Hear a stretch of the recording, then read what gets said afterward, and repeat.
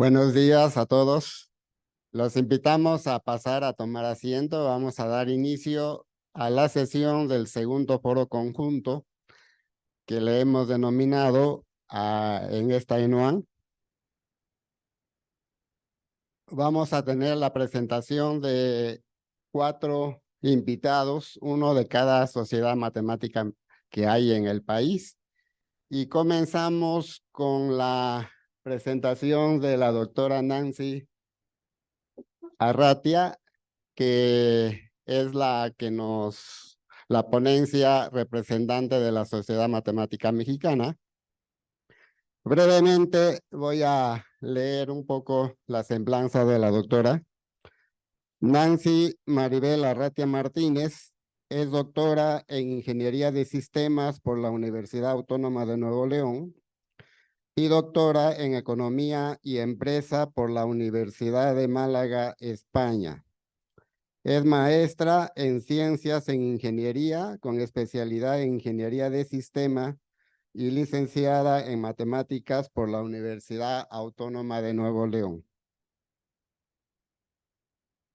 Es miembro activo de la Sociedad Matemática Mexicana y de la Sociedad Mexicana de Investigación de Operaciones y forma parte del Sistema Nacional de Investigadores SNID Nivel 1. Sus intereses de investigación incluyen optimización de sistemas, modelación matemática aplicada a problemas de decisión en operaciones y logística, así como planeación de horarios, selección de carteras de proyectos, entre otros.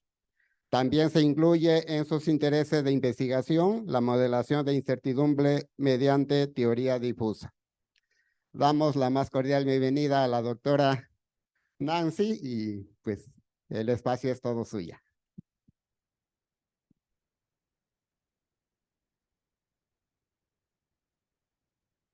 Bueno, ¿se escucha? ¿Sí? Okay. Gracias por la introducción. Ok, bueno, pues buenos días, muchas gracias a todos los que están aquí presentes y muchas gracias a la escuela, a los organizadores aquí por la invitación, también gracias a la sociedad. Entonces, pues yo les voy a platicar un poquito sobre un problema en el que he estado trabajando ya desde hace unos añitos. Es un problema que tiene como un enfoque social, un poco. ¿Por qué? Porque habla un poco sobre el cómo balancear recursos asignados a proyectos. Pensando en recursos con fondos públicos, aunque esto también sabemos que puede aplicarse al sector privado. Entonces, este es el contenido que les voy a presentar hoy. A ver, ¿saben si estoy abajo? Sí. Ok, entonces les voy a platicar un poco sobre el contexto del problema. Les platico que es un problema sencillo en términos de todos podemos entenderlo porque pues lo vivimos al día a día. Después les voy a platicar sobre algunos conceptos preliminares y la notación matemática que voy a estar utilizando. Después les voy a presentar al menos 3 modelos que se pueden llegar a utilizar para asignar recursos a proyectos, involucrando estas 2 tareas de 1, seleccionar, 2, asignar recursos. Después les voy a platicar un poco sobre cómo se puede dar un desbalance, un desequilibrio cuando se asignan recursos y posterior a eso voy a presentar una medida de balance en la que actualmente me encuentro trabajando. Estos son resultados preliminares, es algo que todavía estoy explorando, pero aún así me pareció interesante platicarlo. Igualmente, si alguien tiene alguna idea, pues estoy abierta a recibir cualquier tipo de idea. Y les voy a mostrar un poco unos resultados preliminares y las conclusiones. Entonces, básicamente el problema de selección. A ver, ahí está, ya. Entonces, el problema de selección de cartera de proyectos, estamos hablando de proyectos. Entonces, este problema puede surgir en muchas organizaciones, ya sea con fondos públicos, con fondo privado, pero sabemos que lo que nos interesa aquí a la hora de seleccionar proyectos, pues depende mucho de en dónde estamos hablando, ¿no? Si estamos hablando en el sector público, pues lo que nos interesa a veces tiene un enfoque social, tiene un enfoque de, ok, ¿a quién voy a impactar? Voy a impactar a un cierto porcentaje de la población y de hecho ese puede ser uno de mis objetivos, impactar en un cierto grado a diferentes grupos de la población. Por ejemplo, generar recursos humanos, entre muchas otras cosas. Ese es por un lado, mientras que por el lado privado, pues muchas veces lo que buscamos es incrementar o maximizar el profit, o hablando en términos de una inversión. Entonces, en este caso, regularmente el problema de selección de proyectos se caracteriza por tener un presupuesto limitado. Entonces, en este caso, solo vamos a estar hablando de recursos. Cuando yo me refiero a recursos, voy a estar hablando de dinero. Pero sabemos que en un caso de selección y asignación de recursos a proyectos no necesariamente va a ser dinero, ¿no? Muchas veces voy a estar asignando personal. Si estamos hablando en una organización, pues voy a asignar personal, a lo mejor software, a lo mejor equipo, a lo mejor espacios. Entonces, los recursos pueden tener diferentes características, no necesariamente solo ser dinero, ¿no? Y entonces, en función de esas características, es la parte que vamos a estar incorporando en el modelo. Entonces, por ejemplo, los recursos pueden ser de tipo renovable o no renovable. Por ejemplo, si yo no utilizo una cantidad de dinero en un cierto periodo, pues sé que a lo mejor puedo utilizar una cantidad o puedo utilizar esa cantidad o pasarla hacia otro periodo de tiempo, ¿no? Y claro, considerando elementos que tienen que ver con el valor del tiempo, perdón, el valor del dinero en el tiempo. Entonces, cosas como esas se pueden estar añadiendo aquí, pero inicialmente vamos a platicar solo como recurso, dinero. Entonces, tenemos un presupuesto limitado, se puede asociar un beneficio al proyecto. En términos, si habláramos de digamos, con fondos públicos, pudiéramos asociarle a lo mejor un cierto valor de impacto, y sabemos que existen algunos métodos específicos que nos pueden ayudar a evaluar un proyecto, cosa que queda fuera de este trabajo, ¿de acuerdo? Entonces, aquí estamos asumiendo que los proyectos han sido previamente evaluados, que ya se ha hecho una revisión de factibilidad, y entonces ya tenemos ese valor asociado a cada proyecto. Asimismo, hay una composición basada en tareas. Nosotros sabemos que cuando hay un proyecto en sí es un conjunto de tareas, ¿no? Entonces podemos descomponer el proyecto en tareas y muchas veces los recursos van asociados a cada una de esas tareas. Y en algunos casos esas tareas más bien se perciben como rubros. Entonces eso también va a ser importante. El caso de sinergias, también puede ser que los proyectos mantengan alguna cierta relación o que existan interdependencias. Esas interdependencias es un proyecto, a lo mejor al sumarlo con otro proyecto impulsa el uso o a lo mejor el aprovechamiento de una cierta tecnología. Y entonces eso también va a ser importante porque a veces la suma de todo no es igual al todo, ¿no? Entonces puede ser un poco más, y entonces ahí es donde se da un efecto de sinergia. Es un beneficio adicional que se da por digamos, el trabajo conjunto como parte de las tareas de un proyecto, de 2 o más proyectos. Después está la parte de asignación de financiamiento o de recursos a los proyectos y la parte de incertidumbre. La parte de incertidumbre es algo que también he tenido oportunidad de trabajar, pero en lo que les voy a presentar el día de hoy no tocó ese tema, ¿vale? Pero si a alguien le llegara a interesar, pues también podemos platicar sobre eso. Entonces, continuando un poco con el contexto, aspectos que están presentes en la práctica, pero que no han sido estudiados en la literatura en profundidad. Entonces, algo como eso es la composición de proyectos mediante tareas. Es raro que cuando estamos seleccionando proyectos, en la literatura de selección de proyectos, no se descompongan en tareas, mientras que cuando hay un problema muy conocido, que es el Resource Constrained Projects Scheduling. Entonces, en este problema, cuando estamos tratando de hacer planificación del proyecto, ahí sí tiene sentido utilizar la división de tareas, porque si no, no puedo planificar, ¿no? Tengo que descomponer para poder planificar. Entonces, en este caso, este trabajo inició tratando de integrar esta parte de la selección y la parte de la planificación. Por otra parte, permitir ambos, financiamiento completo y financiamiento parcial. Algo que también observábamos era que muchas veces esta parte de selección es 0-1, ¿no? Es un elemento, digamos, se considera como binario en el sentido de selecciono un proyecto, ok, lo selecciono y la cantidad solicitada, estimada para llevar a cabo ese proyecto se asigna. Pero no necesariamente pasa eso. Entonces vemos en la realidad que no siempre sucede eso, ¿no? Entonces, muchas veces se otorga una cantidad parcial de aquello que es solicitado o aquello que es estimado. Y entonces el uso de tareas aquí es donde tiene sentido. Si no voy a asignar recursos de manera completa y más bien voy a parcializar, bueno, entonces tengo que saber un poco más sobre el detalle del proyecto para poder parcializar sin poner en riesgo los objetivos de ese proyecto. Entonces, hasta aquí ya les platico mucho contexto y nada de matemática. Entonces, casos de gran escala también es algo importante. Hace unos años solo había algunos trabajos realizados y esos trabajos presentaban resultados que solo incorporaban unos cuantos proyectos, ¿no? Estábamos hablando de 30, 40 proyectos. Creo que había por ahí un trabajo en el 2000, no recuerdo el año, 2014, donde había 400 proyectos, algo como eso, ¿no? Entonces, por ahí hubo un periodo de tiempo en el cual estuvimos incorporando, bueno, estuvimos analizando la parte de si existe la necesidad de tratar casos de gran escala, y pues sí, sí lo existe, ¿no? En el NSF, podemos ver que en diferentes asociaciones, organizaciones a lo largo del mundo, bueno, en el mundo, se llegan a recibir bastantes propuestas, ¿no? Cosas como miles de propuestas, 35,000 propuestas al año, compuestas en diferentes programas. Entonces, en Europa también se manejan grandes números sobre proyectos. Y entonces esta parte de casos de gran escala también es un elemento relevante. Y por último, algo que he querido estudiar es la parte de desbalance de los recursos. Considerando que todos los entes, es decir, todo aquel solicitante tiene, digamos, tiene el mismo derecho a los recursos de la misma forma. Sin embargo, sabemos que existe un valor del proyecto, ese beneficio que decíamos que estaba asociado, pero eso hace que después, si existen áreas, si existen departamentos, entonces yo estoy, al querer maximizar el beneficio, luego estoy desbalanceando los recursos entre diferentes áreas, entre diferentes proyectos, perdón, entre diferentes departamentos. Imaginemos en una organización hay diferentes departamentos, cada quien requiere algo, y entonces, pero claro, yo me voy por el que da más valor, pero a veces eso se puede percibir de manera injusta, ¿no? Entonces eso es lo que voy a tratar aquí, la parte de equilibrarlo, pensando en el beneficio, sí, pero también hablando en términos de desequilibrio que puede existir. Y aquí van algunos modelos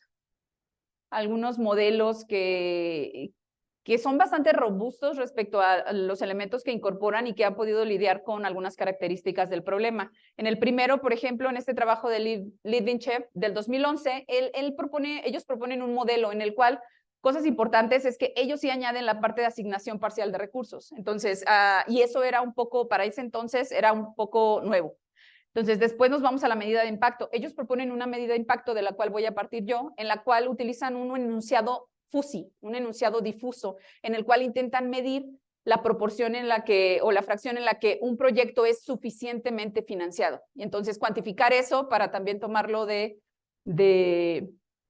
digamos, como punto de partida para saber qué es lo que quiero en mi cartera o qué proyectos voy a estar seleccionando.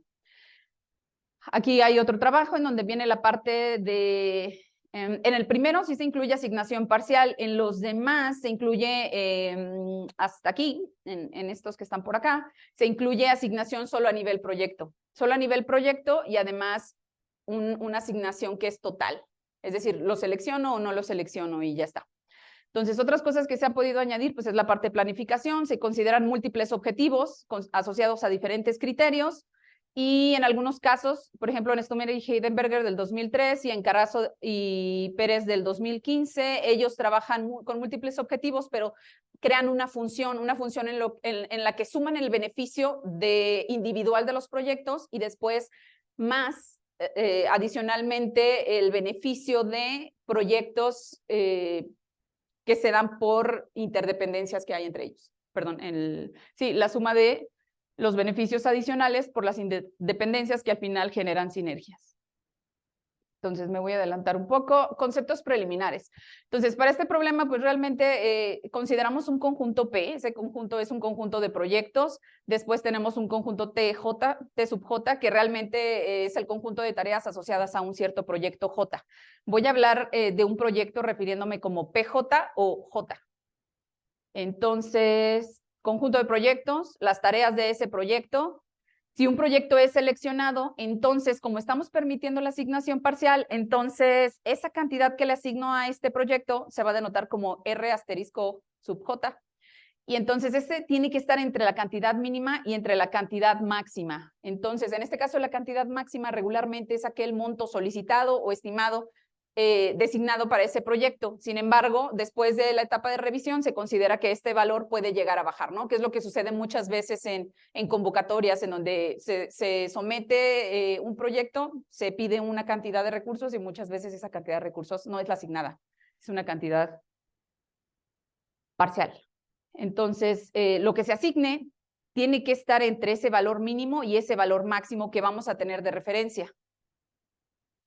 Después de eso, se considera también un conjunto de variables binarias denotadas como f sub j asterisco, que prácticamente vale 1, es decir, lo voy a estar incorporando en estas desigualdades para saber, es la variable binaria que me va a permitir saber si el proyecto es financiado o si no es financiado, en función del cumplimiento de estas desigualdades.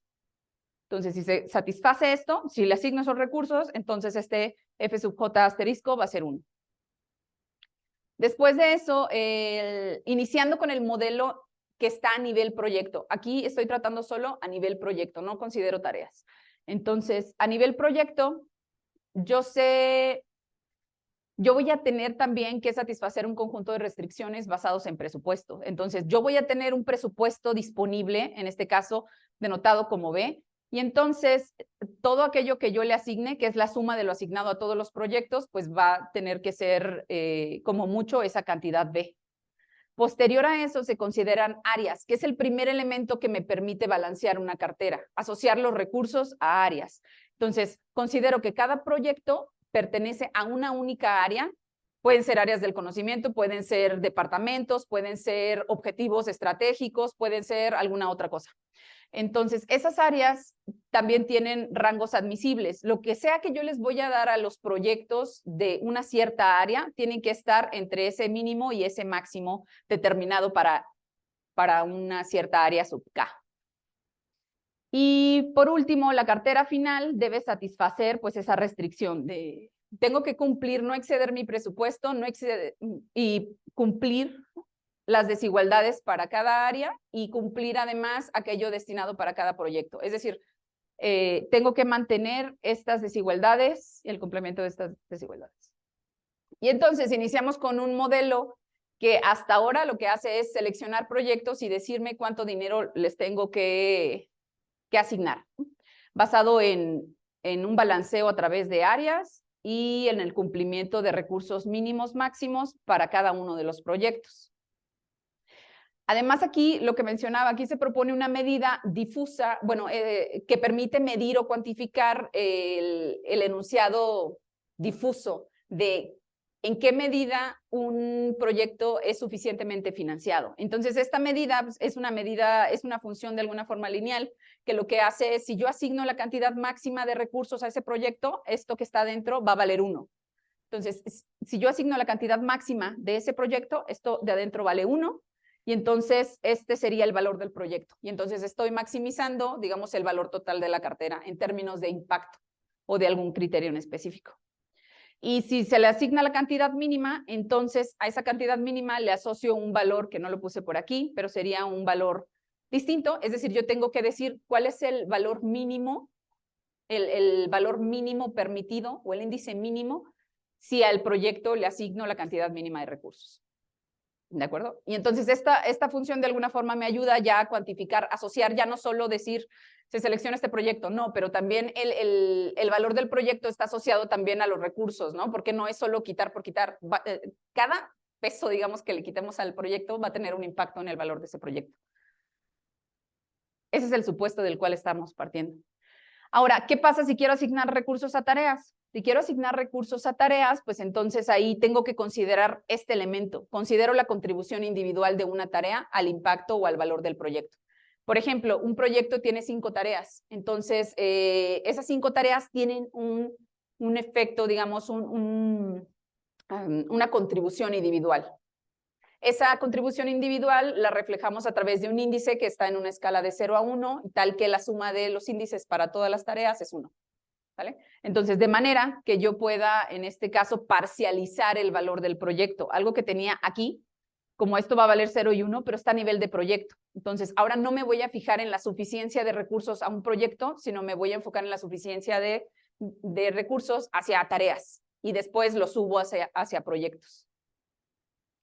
Entonces, por ejemplo, una tarea, cuando ya se incorporan tareas, tiene un efecto distinto porque el modelo puede ser suficientemente flexible para decir si esta tarea no es tan relevante porque así se definió, es decir, tiene un índice bajo sobre el valor del impacto del proyecto. Entonces, si no tiene un índice relevante, un índice alto, entonces, y implica muchos recursos, de pronto puede decidir no financiarla. Financió el proyecto, pero alguna tarea se puede ser no financiada. Y entonces estoy permitiendo asignación parcial también para esas tareas. Y para estas tareas de sub JI, la tarea del proyecto J, le estaría entregando una cantidad que esté entre el intervalo de R sub JI mínimo y R sub JI máximo. Y entonces esta cantidad, la cantidad asignada, se estará denotando con el asterisco.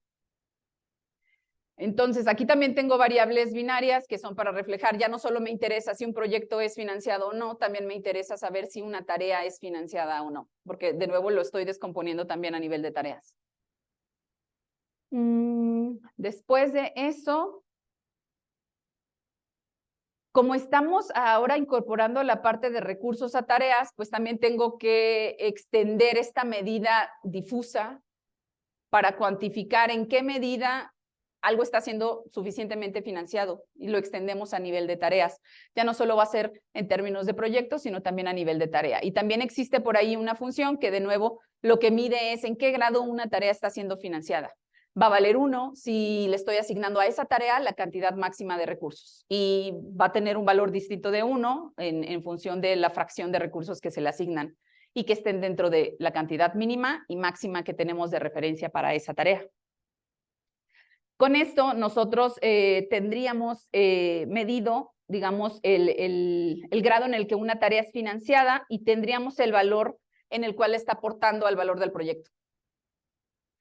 Y con la suma de eso, pues entonces voy a querer maximizar el valor total de la cartera, pero a partir del valor de las tareas. Bien. Y entonces el modelo matemático queda extendido a esta forma. Voy a querer maximizar el valor total de la cartera a través de la suma de las contribuciones de tareas. El presupuesto no se puede exceder el presupuesto máximo, se tienen restricciones de cumplimiento para los recursos que se le asignan a un área K, se tienen restricciones sobre lo que se le puede asignar a un proyecto J, que tienen que estar entre la cantidad mínima y máxima de referencia, y después esas mismas restricciones se tienen a nivel de tarea. Después de eso, tenemos restricciones de dependencia de proyectos y tareas para relacionarlo. Es decir, si al menos una tarea no es financiada, entonces el proyecto no puede ser financiado. Entonces, aquí las condiciones pueden cambiar, porque yo puedo decir, soy suficientemente flexible para que una tarea no sea financiada, pero puede ser que eso no sucede, ¿no? Entonces, podemos añadir por ahí una restricción en la cual si un proyecto es financiado, todas sus tareas son financiadas. ¿Por qué? Porque todas aportan a lo mejor en la misma medida al valor o el impacto del proyecto. Entonces, dependiendo de eso. Y aquí desigualdades, bueno, restricciones sobre la naturaleza de las variables, que dijimos que las R's son cantidades que voy a asignar de recursos, las F's son variables binarias que simplemente me dicen si financio un proyecto y si financio una tarea.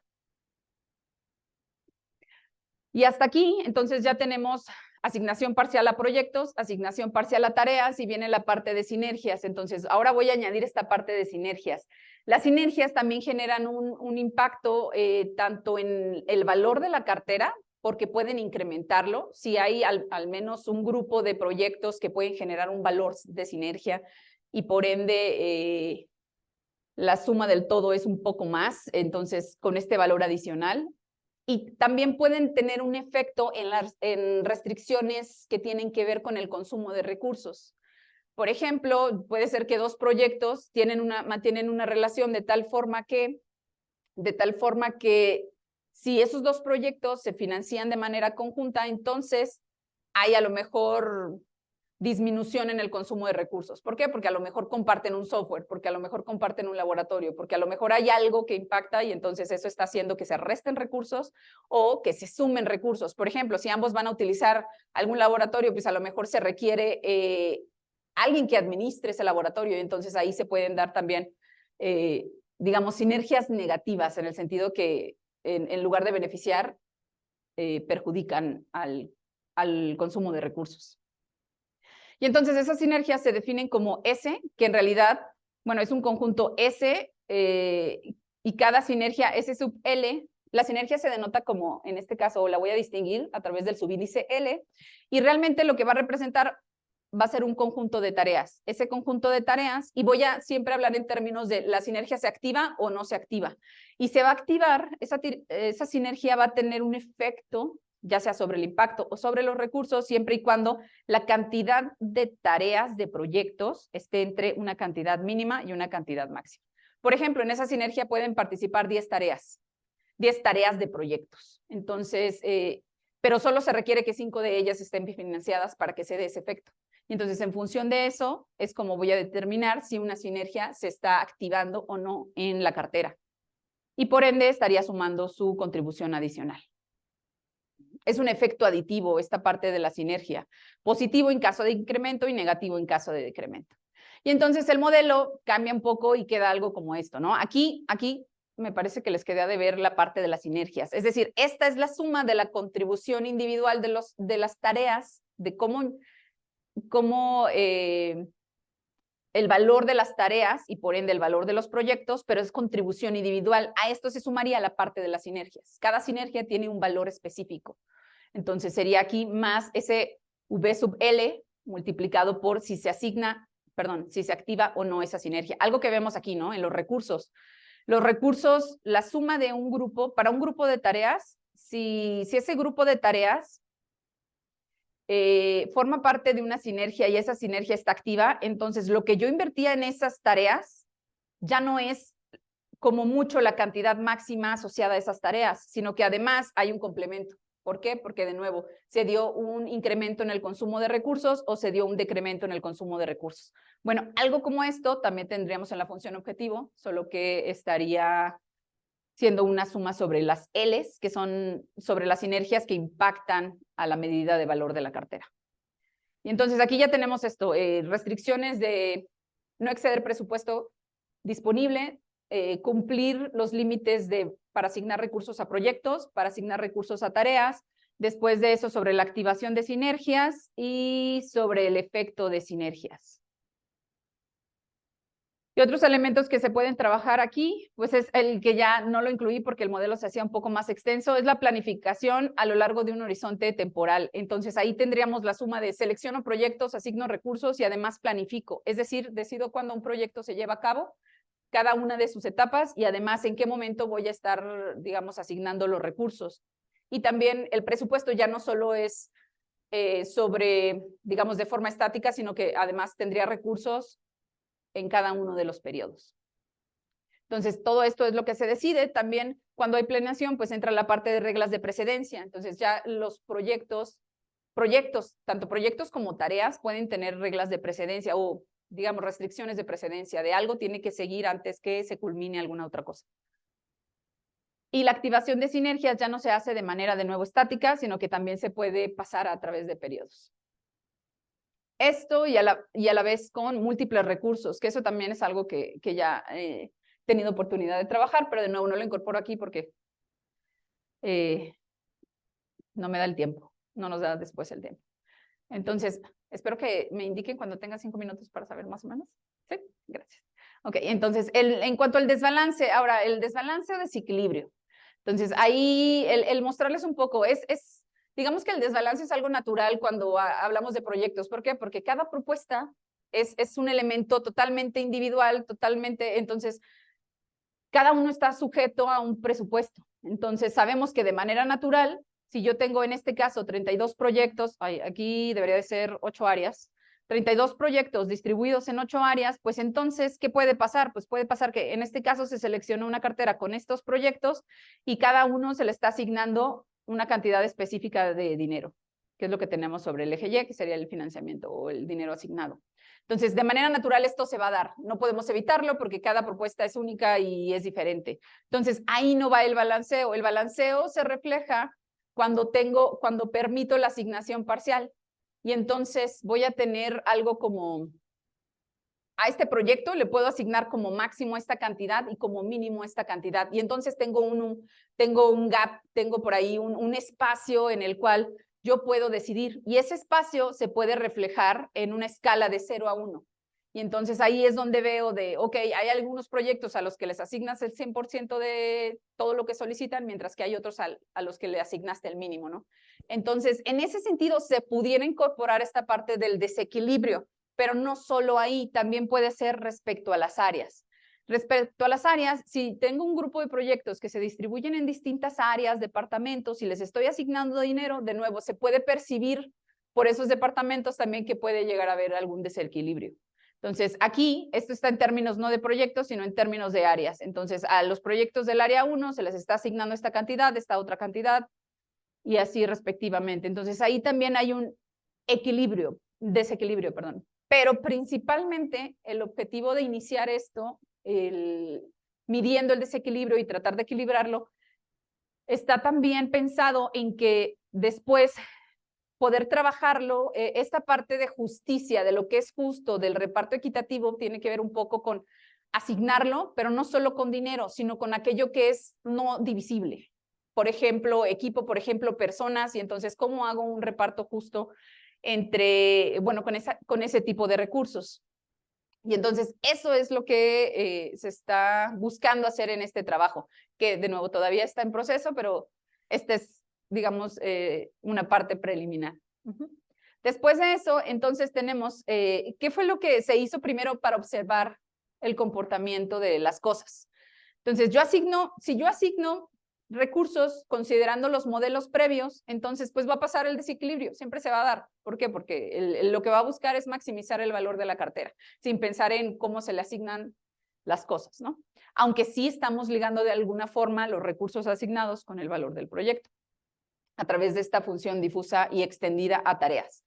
Entonces, pero además, esta medida que me dice en qué grado un proyecto es suficientemente financiado, me puede ayudar o me puede servir como un índice de suficiencia. Entonces, es lo que estoy haciendo, estoy utilizando esa medida como un índice de suficiencia. Y entonces, yo sé que existen diferentes maneras de tratar esta parte de desequilibrio. Yo aquí solo estoy explorando una, que es básicamente cada proyecto es financiado y tiene un índice de suficiencia. Entonces, el grado 1 es cuando le asigno el total, el solicitado o la cantidad máxima, y una cantidad parcial en la medida en la que le voy quitando recursos. Y entonces puedo tener esa medida de desequilibrio. Entonces, si yo pienso en todos los proyectos, pues reviso quién tuvo el índice más alto y quién tuvo el índice más bajo. Y lo que yo quisiera, si yo quisiera algo totalmente equilibrado, pues es que justo todos estén iguales, ¿no? Pero a veces eso tampoco es deseable, simplemente que no haya un espacio tan amplio entre esta cantidad máxima o esta cantidad mínima. Aquí es donde entra un poco la parte de toma de decisiones y entonces el decidir, ¿no? El qué tanto espacio quiero entre este desequilibrio. Y entonces, inicialmente yo quería maximizar pues la suma, el valor de la cartera, pero también voy a querer maximizar una medida de equilibrio, ¿no? Que está en función de este índice que les platico.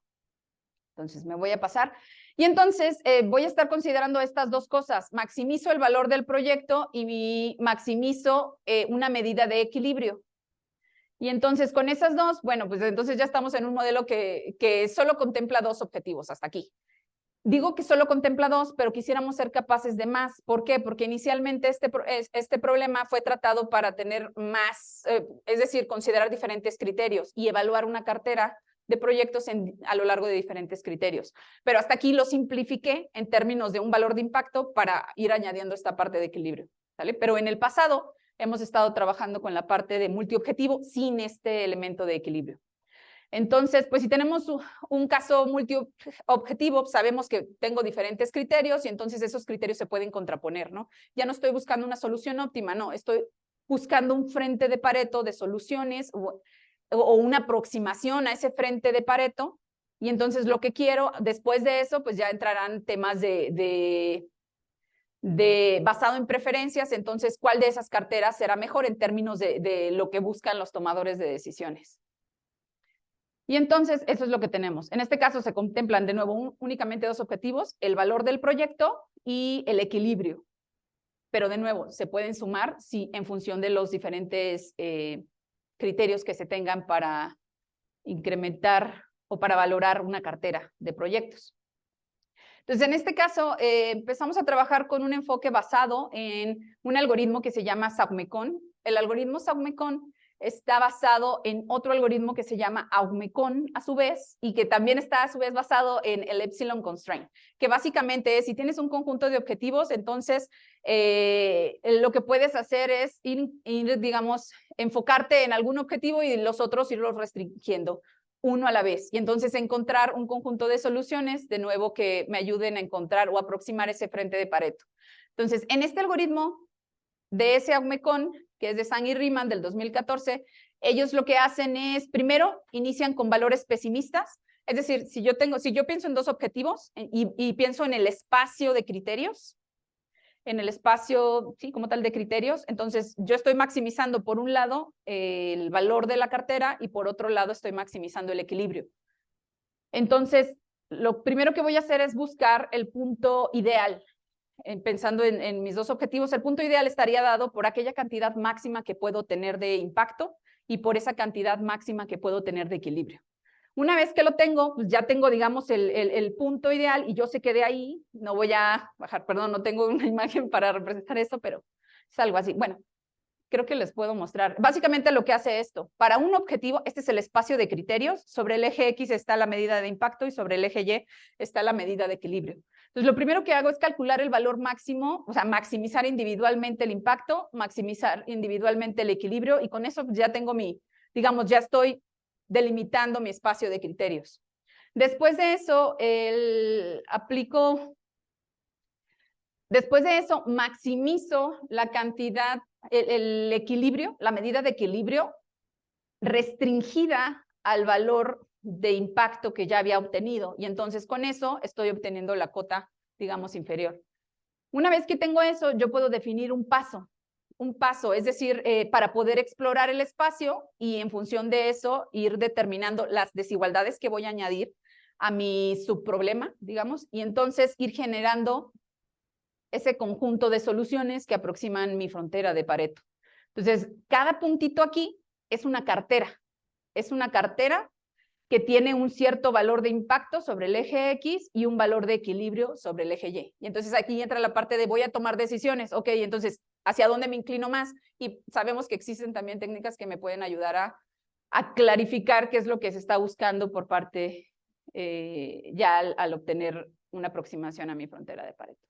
Entonces, básicamente eso es lo que se tiene. Después, aquí solo para mostrarles algunos resultados preliminares de esto.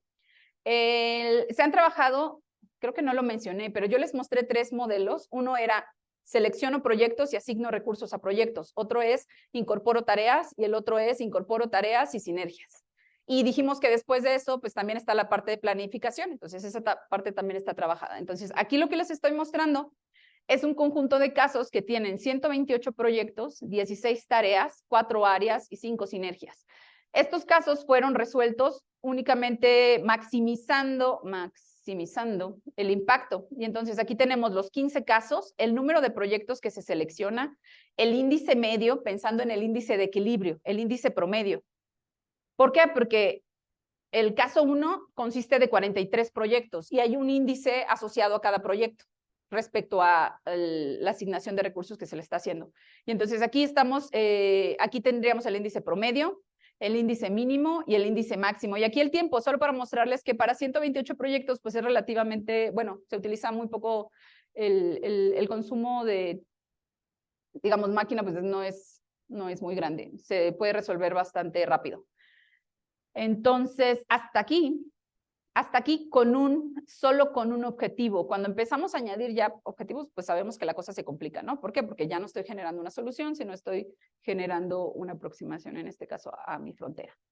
Entonces, estos son resultados solo para mostrarles cómo trabaja el modelo 3, o sea, el modelo, digamos, más completo que les mostré, en donde selecciono proyectos, selecciono tareas, asigno recursos a tareas y también incorporo la parte de si se activan o no sinergias en función del beneficio que proveen.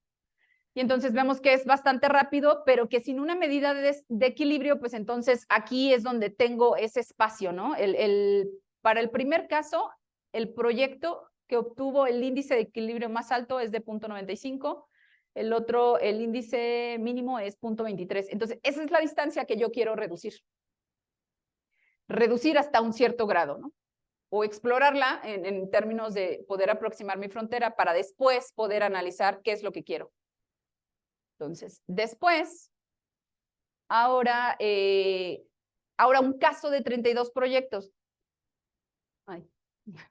Un caso de 32 proyectos, el que está por acá es un conjunto de 15 casos para 128 proyectos, y aquí solo les mostré uno para poder entender un poco más qué es lo que está sucediendo. Entonces, con 32 proyectos, vemos, esta es solo una solución, mientras que aquí se refleja un conjunto de soluciones, porque son 15 instancias de este tipo de problema. Y entonces, aquí un caso de 32 proyectos, 16 tareas, 8 áreas con 0 sinergias. ¿Qué sucede? Sucede que aquí sí estamos aplicando maximizar el impacto y maximizar el equilibrio. Entonces, todo esto, el número, aquí no hablo de solución, bueno, aquí hablaría en términos de las carteras que se encontraron. Entonces, la cartera 1 tiene 14 proyectos, puedo verlo, y tiene un índice medio de esto, de 0.48, un índice mínimo de 0.18 y 0.87. Entonces, ya aplicando una medida de desequilibrio, pues hay una medida de desequilibrio del 0.69, y por ende el equilibrio es de 0.31. Ahí está. Y entonces, eso se vería algo como esto. Entonces, sobre el eje X tengo el valor de impacto de las carteras. Cada puntito es una cartera, o sea, un conjunto de proyectos que tiene una diferente asignación de recursos y en algunos casos diferentes proyectos. Entonces, es algo que también se puede analizar porque, por ejemplo, vemos que estos dos puntos tienen 13 proyectos. ¿Qué cambia? ¿Cómo les asigno el dinero? Entonces, eso es lo que cambia y entonces, pues se puede decidir en el qué quiero, ¿no? Quiero más proyectos, quiero mayor impacto o quiero mantener un equilibrio, porque en algunos casos, lo que decía, ¿no? En organizaciones a lo mejor eso se puede, el que no haya algo como esto se puede percibir como injusto. Y bueno, aquí está la medida de equilibrio sobre el eje Y y la medida de impacto. Entonces, cada una de estas representa carteras. Dijimos, algunos de ellos tienen, por ejemplo, en el primer caso, 14 proyectos. En el segundo y tercero tienen 13 proyectos, pero de nuevo tienen una asignación diferente de recursos. ¿De acuerdo? Y bueno, el enfoque que ya les platiqué. Y solo les platico sobre conclusiones y comentarios finales. Entonces, pues básicamente les platiqué sobre el problema de, uno, seleccionar proyectos y asignarles recursos. Después, bueno, les platiqué sobre algunos modelos que pueden utilizarse para resolver estos problemas, tanto a nivel proyecto como a nivel tarea. Después, planteo la necesidad de una asignación balanceada o equilibrada desde el punto de vista de las partes. En mi caso, las partes son los solicitantes, así como las partes impactadas, que creo que lo mencioné muy brevemente, pero me va a gustar, voy a querer también equilibrarlo en términos de las áreas, porque las áreas pueden reflejar como tal áreas o pueden reflejar, digamos, problemas en los cuales quiero incidir, o por ejemplo, pueden representar departamentos, y entonces si no reparto puede ser percibido como injusto o puede ser algo no deseado, ¿no? Entonces, también me interesaría mucho el explorar esta parte, pero no solo en los recursos a tareas y proyectos, sino también en áreas.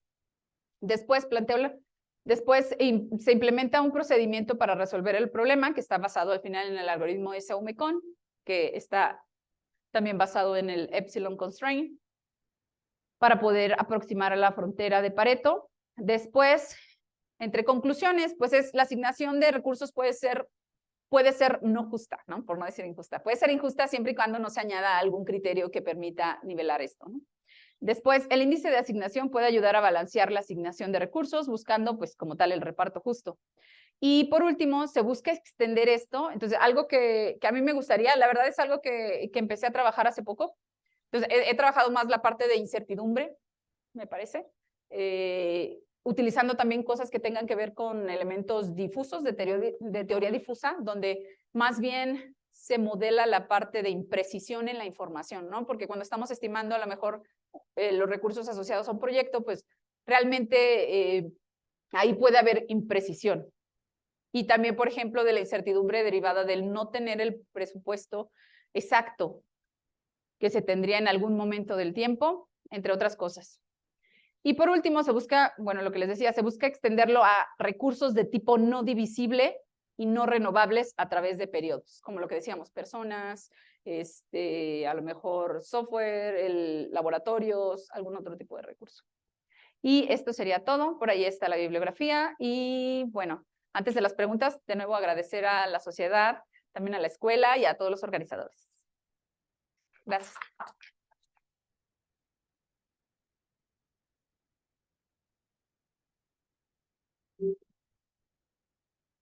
Pregunto primero a los que están conectados en línea si hay alguna pregunta por allá.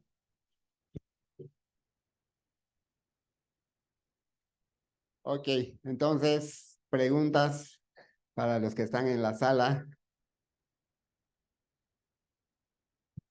Creo que por allá. Al final. Ok.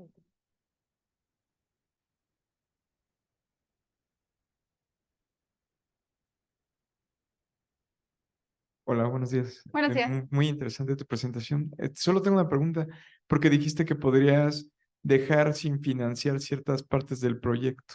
¿Y qué haces si no se financia? Por ¿Se ejemplo, completa el proyecto?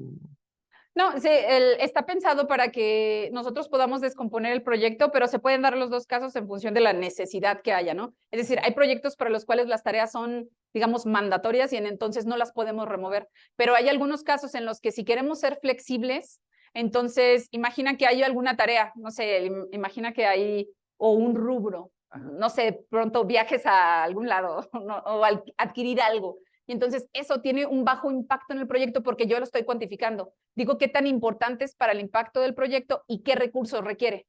Entonces, en ese caso es cuando, si tengo suficiente información, entonces se puede llegar, bueno, como parte del optimizar los recursos, pues el descartar una tarea, ¿no?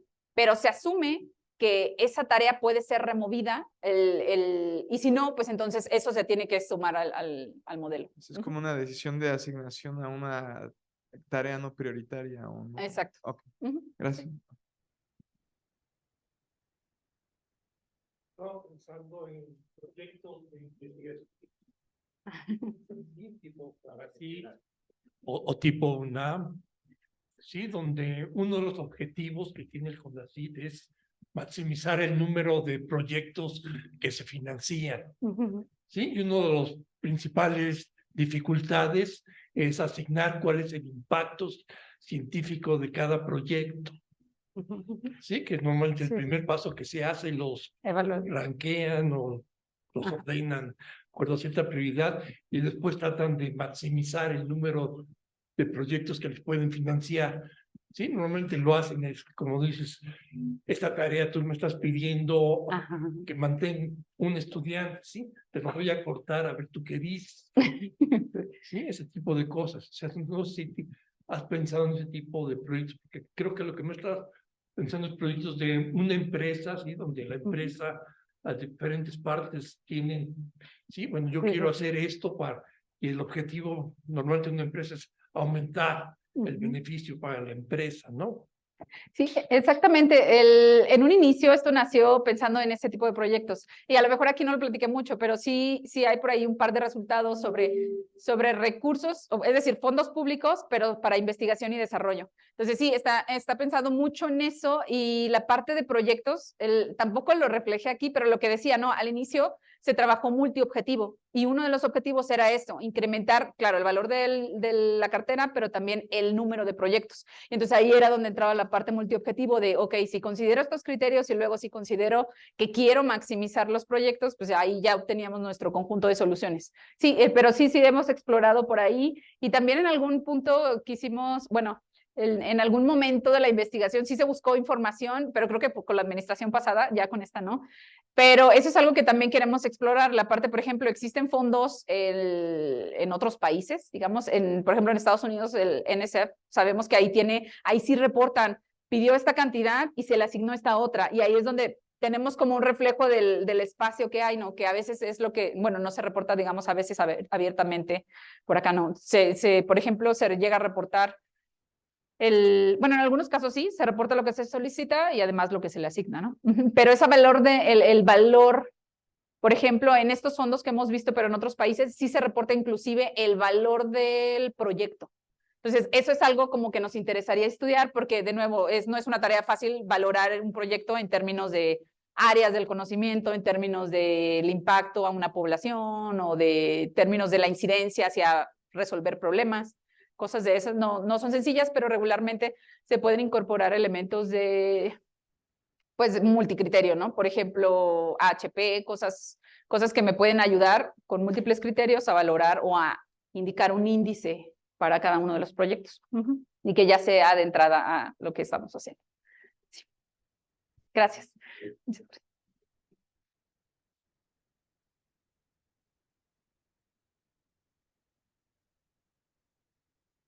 Hola Nancy, una pregunta. Para el caso ahora contrario, en lugar de como asignar recursos, ahorita que están habiendo muchos recortes de personal, ¿lo podrías como adaptar para justo los recortes? O sea, donde ya las ganancias ya no van a ser las que estaban estimadas antes y por lo mismo tiene que haber recortes y se tienen como que reasignar los recursos para ver dónde se recorta personal. ¿Lo verías aplicable? Por ejemplo, para así, esa parte de reasignación de recursos, yo creo que sí se podría hacer, ¿no? Esa parte se puede llegar a trabajar. El valorar qué tanto una persona, por ejemplo, aporta como individuo, a lo mejor a un departamento o algo, a lo mejor es algo que no he trabajado, pero pues que tiene que ver con otras cosas, ¿no? Entonces sería simplemente el pensar bien el cómo valorarlo. Creo que es lo que decíamos, ¿no? La parte de justo valorar cómo está impactando un elemento hacia un conjunto. Eso es la parte, también es una parte difícil. Pero sí, por ejemplo, algo como eso se tiene claro porque se tienen criterios claros, entonces ahí eso ya se puede trabajar con alguna técnica. Sí. Y la otra pregunta es, ¿el código lo tienes en algún repositorio, en algún lado público o es privado totalmente? Tenía por ahí algo en GitHub, pero no recuerdo, creo que está un poco desactualizado. Entonces, pero sí, creo que no. Bueno, es que ya tiene unos añitos, entonces yo creo que ya nos estamos moviendo a que todo esté ahí, ¿no? Pero siempre se puede, sí, igual y si me escriben y a alguien le interesa, pues también les puedo compartir alguna cosa. Va, gracias Nancy. Por nada, muchas gracias. Hola, muchas gracias por la charla, Nancy. Yo tengo una sola duda en cuanto a, soy ajena a todo esto, pero ¿existen como algunas herramientas ya computacionales en donde ustedes hayan automatizado este tipo de modelos que hacen propuestas pues mejoradas y que bueno, pudieran estar como al acceso de pues, ¿qué será? Por ejemplo, los gobiernos tienen que tomar muchas decisiones, ¿no? Si te vas a una universidad, hay que tomar muchas decisiones, porque en todos lados hay que estirar el dinero, ¿no? Sí. Nosotros mismos en nuestros casos personales tenemos proyectos y también hay que estirar el dinero. Entonces, me surge esa duda así súper, auténtica, ¿no? ¿Existe algo que yo ya pueda agarrar y tomarlo por ahí, los mejores modelos y que ya, estén automatizados? No hemos trabajado como tal en un sistema, porque la verdad es que nunca nos lo planteamos, pero suena muy interesante. Suena muy interesante. Yo creo que hay bastantes cosas hechas, sobre todo en la planificación de proyectos. Entonces, a lo mejor pudiera haber alguna herramienta existente, no de parte mía o de mis colaboradores, pero no. Pero yo sé que pudiera haber algo en la parte de planeación o de planificación de proyectos, pensando en esta parte del decidir cuándo algo inicia y cuándo asignar dinero, pero nosotros no lo hemos trabajado, pero aún así suena muy, muy interesante, entonces lo tomo a manera de recomendación. Gracias.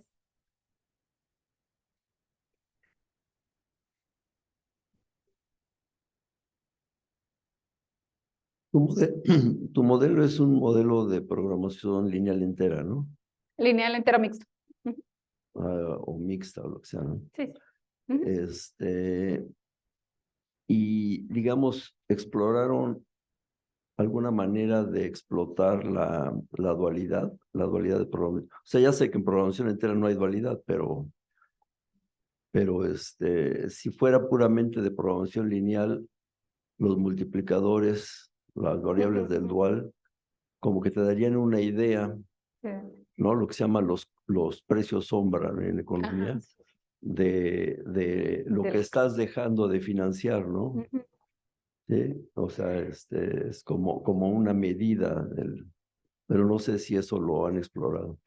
No, también me suena muy interesante, pero es algo que de plano nunca se nos cruzó por, por la mente. Sí, no, iniciamos directamente con la parte sobre todo porque la decisión inicial era seleccionar un proyecto, ¿no? La parte de luego cuántos recursos, entonces no, siempre trabajamos bajo estos enfoques, sí, y nunca vimos ese lado, pero suena muy interesante también, como algo para explorar.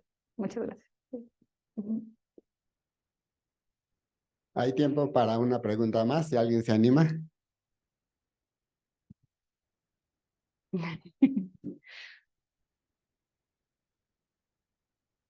Hola, bueno, la duda que ahorita me está rondando aquí en la cabeza es que eh, ahorita tú comentabas que uno pide cierto presupuesto, ¿no? Para hacer ciertos proyectos, pero digamos que si no se puede hacer al revés, digamos que alguien pidiera que en cierto, no sé, institución, ya se trabaje con cierto presupuesto, pero ya sabes que se van recortando y a veces en ciertos lugares o ciertas empresas se sobreexplota a la, a los trabajadores, a la gente y tratan de cumplir con los proyectos con la misma cantidad de recurso posible. Entonces, imagín, se podría aplicar en el sentido de que puedes analizar mi proyecto y ver si sí se están cumpliendo con, digamos que tu modelo dijera, este proyecto puede trabajar con cierta cantidad de recursos, pero nada más se está aportando tanto. Entonces, eso podría servir como estimador para decir, se están aprovechando de los trabajadores o de la gente o de esto, porque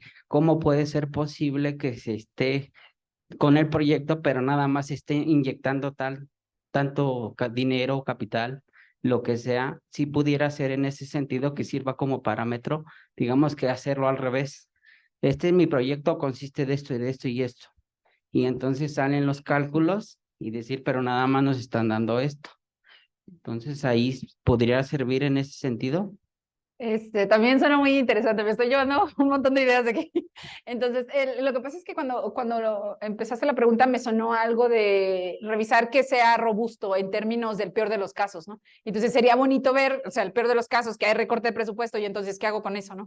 Entonces sería bonito, por ejemplo, estudiar lo que mencionas de, ok, ¿cómo obtengo una solución que sea lo suficientemente robusta para si llega a haber un recorte, entonces no se comprometa, por ejemplo, el alcance de proyectos y en sí, pues de la cartera en sí mismo. Entonces, suena bien bonito, no es algo que hemos trabajado, lo que sí he trabajado es la parte, lo que mencionaba de incertidumbre, considerando que, por ejemplo, el presupuesto disponible, digamos en un periodo de tiempo, el presupuesto disponible no se conoce con total certeza, entonces, pero se ha trabajado a través de elementos de lógica difusa. Entonces, representado a través de números triangulares difusos, y entonces digo, ok, no conozco el valor, pero conozco un intervalo en el cual asociado a un, digamos, nivel de seguridad que tengo, y entonces, dependiendo de ese nivel de seguridad, yo ofrezco soluciones. Entonces, si tu nivel de seguridad es 0, pues entonces las soluciones son, digamos, soy mucho más cauteloso, mucho más, se me fue la palabra, mucho más conservador, gracias.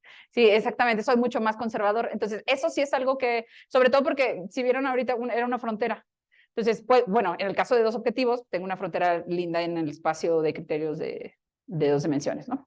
Entonces, pero cuando se daba esa incertidumbre, yo obtengo esa solución o esa aproximación a la frontera de Pareto en términos de un nivel de seguridad, digamos un nivel 70%, luego un nivel del 50, un nivel del 40, y cuando tengo 0 seguridad, de nuevo, me vuelvo más conservadora y otorgo dependiendo de los casos, o más recursos o menos recursos. Entonces, pero sí, por ese lado se ha explorado un poco, pero también me gustaría hacerlo por otros medios. Sí.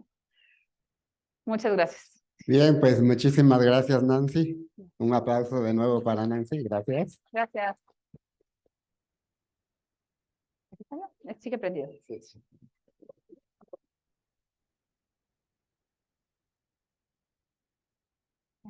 Lo apago. Sí.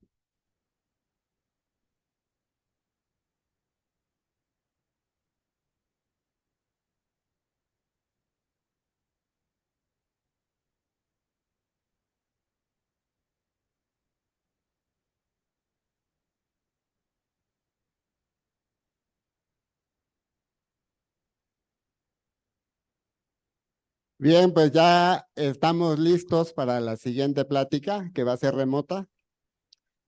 Esta plática nos lo va a presentar el doctor José Andrés Cristen, que representa a la Asociación Mexicana de Estadística. Brevemente, la semblanza del doctor Andrés. Nació en la Ciudad de México en 1966 y estudió la licenciatura en matemáticas en la Facultad de Ciencias de la Universidad Nacional Autónoma de México y obtuvo el grado de licenciatura en 1989. Realizó sus estudios de doctorado en el Departamento de Matemáticas de la Universidad de Nottingham, Reino Unido, donde obtuvo el grado de doctor en 1994. De 1994 a 2001 fue investigador del Instituto de Matemáticas del Campus Morelia de la UNAM y a partir del 2001 es investigador del CIMAT. Pertenece al Sistema Nacional de Investigadores desde 1995 y desde 2016 está en el nivel 3 del SNI. Recientemente ha trabajado en problemas de estadística aplicada en disciplinas diversas como biodiversidad, medicina, confiabilidad industrial, epidemiología, paleoecología y el análisis bayesiano de problemas inversos, donde forma grupo de cuantificación de incertidumbre en el CIMAT. Bienvenido, Andrés. Muchas gracias por estar aquí con nosotros. Adelante, puedes compartir tu pantalla. Sí, gracias, Justino. ¿Sí me escuchan? Sí, te escuchamos. Perfecto, muy bien. Entonces ya veo que ya está ahí mi pantalla. Sí ven mi mouse aquí, ¿verdad? Que lo muevo. Sí, ahí está listo, está en movimiento. Perfecto, muy bien. Entonces, vamos a comenzar. Gracias por la invitación. Puedes poner la Eh, pantalla completa. Tengo, perdón, pantalla completa. Sí. A ver, vamos a ver. Es que no me sale. A ver, un momento. Ah, ya sé. Voy a hacer otra cosa. Creo que es control L, parece. Sí, es que es Es- un segundo.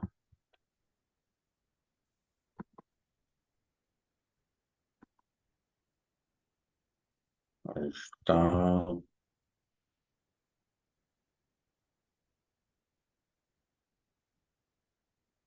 Ahí se ve. No, salió peor. Vamos acá. Um, ahí está. Ahí está ya. Ahora sí.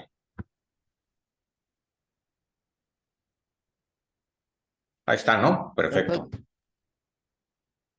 Muy bien. Entonces, les voy a presentar de la semblanza que mandé, que leyó ahorita Justino,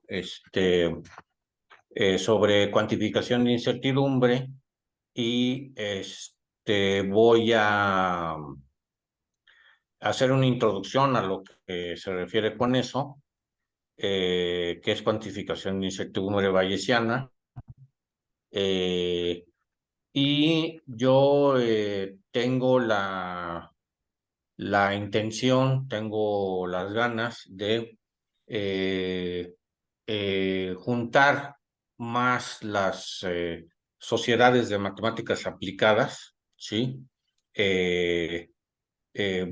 Por ejemplo, ahorita optimización y análisis numérico, los colegas que hacen ecuaciones diferenciales, o en general optimización, análisis numérico más clásico, teoría y práctica, etcétera, con estadística.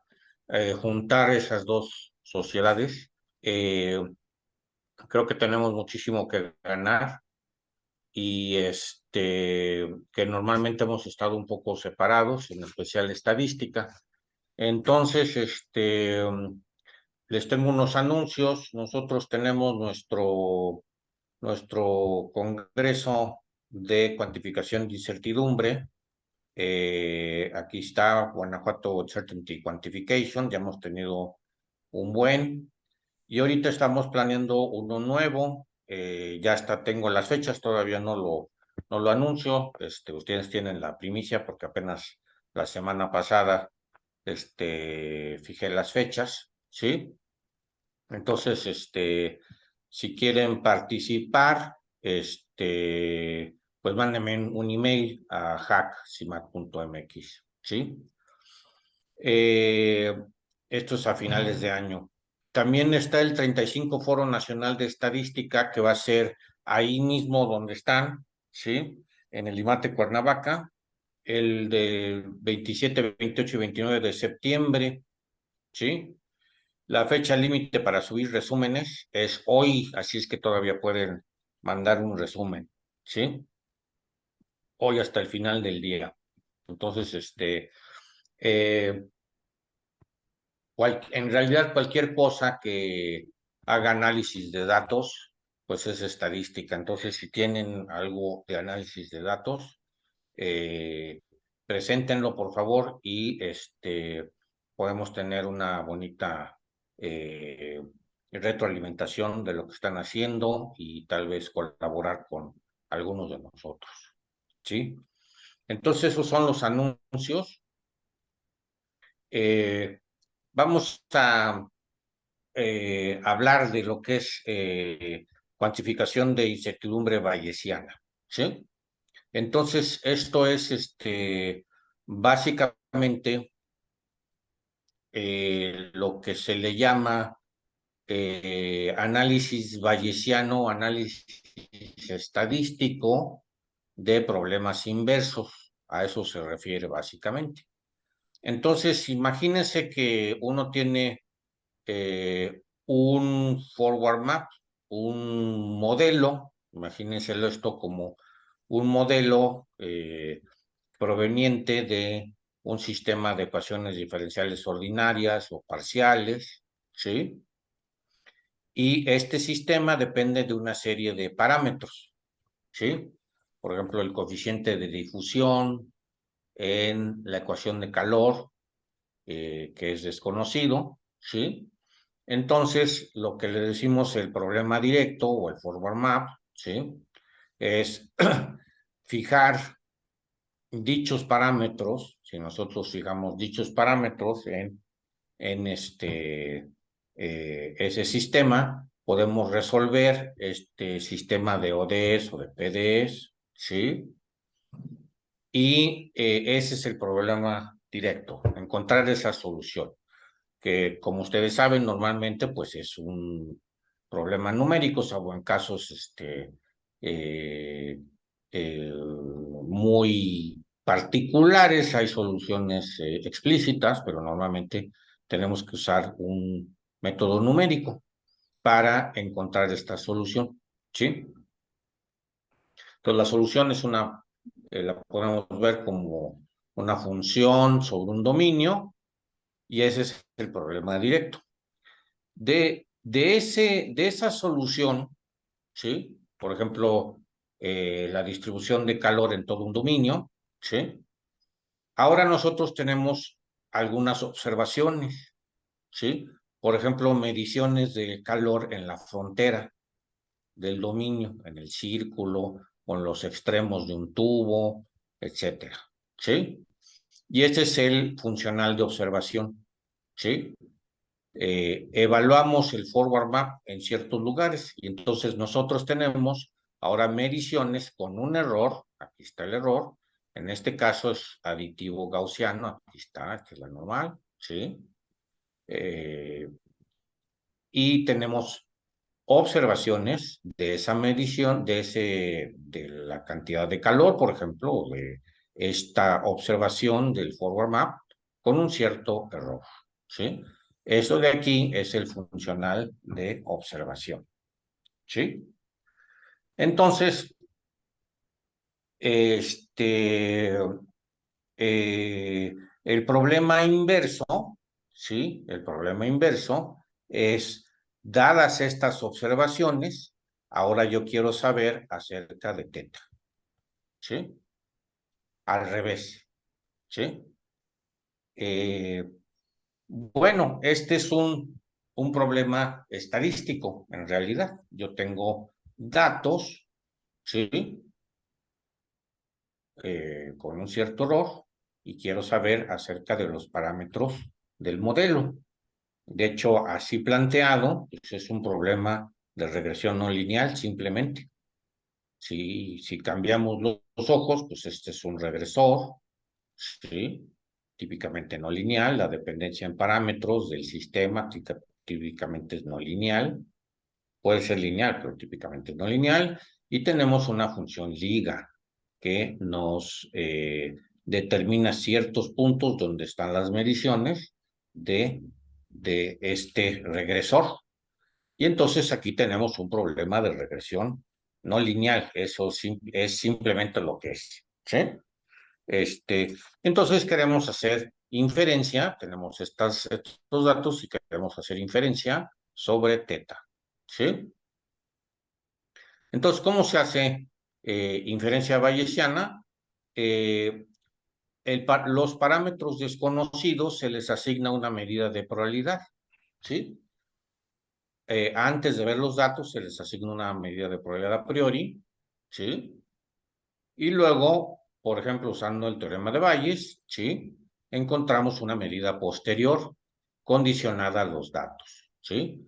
Encontramos la medida posterior condicionada a los datos, que la puedo denotar así, ¿sí? Por ejemplo.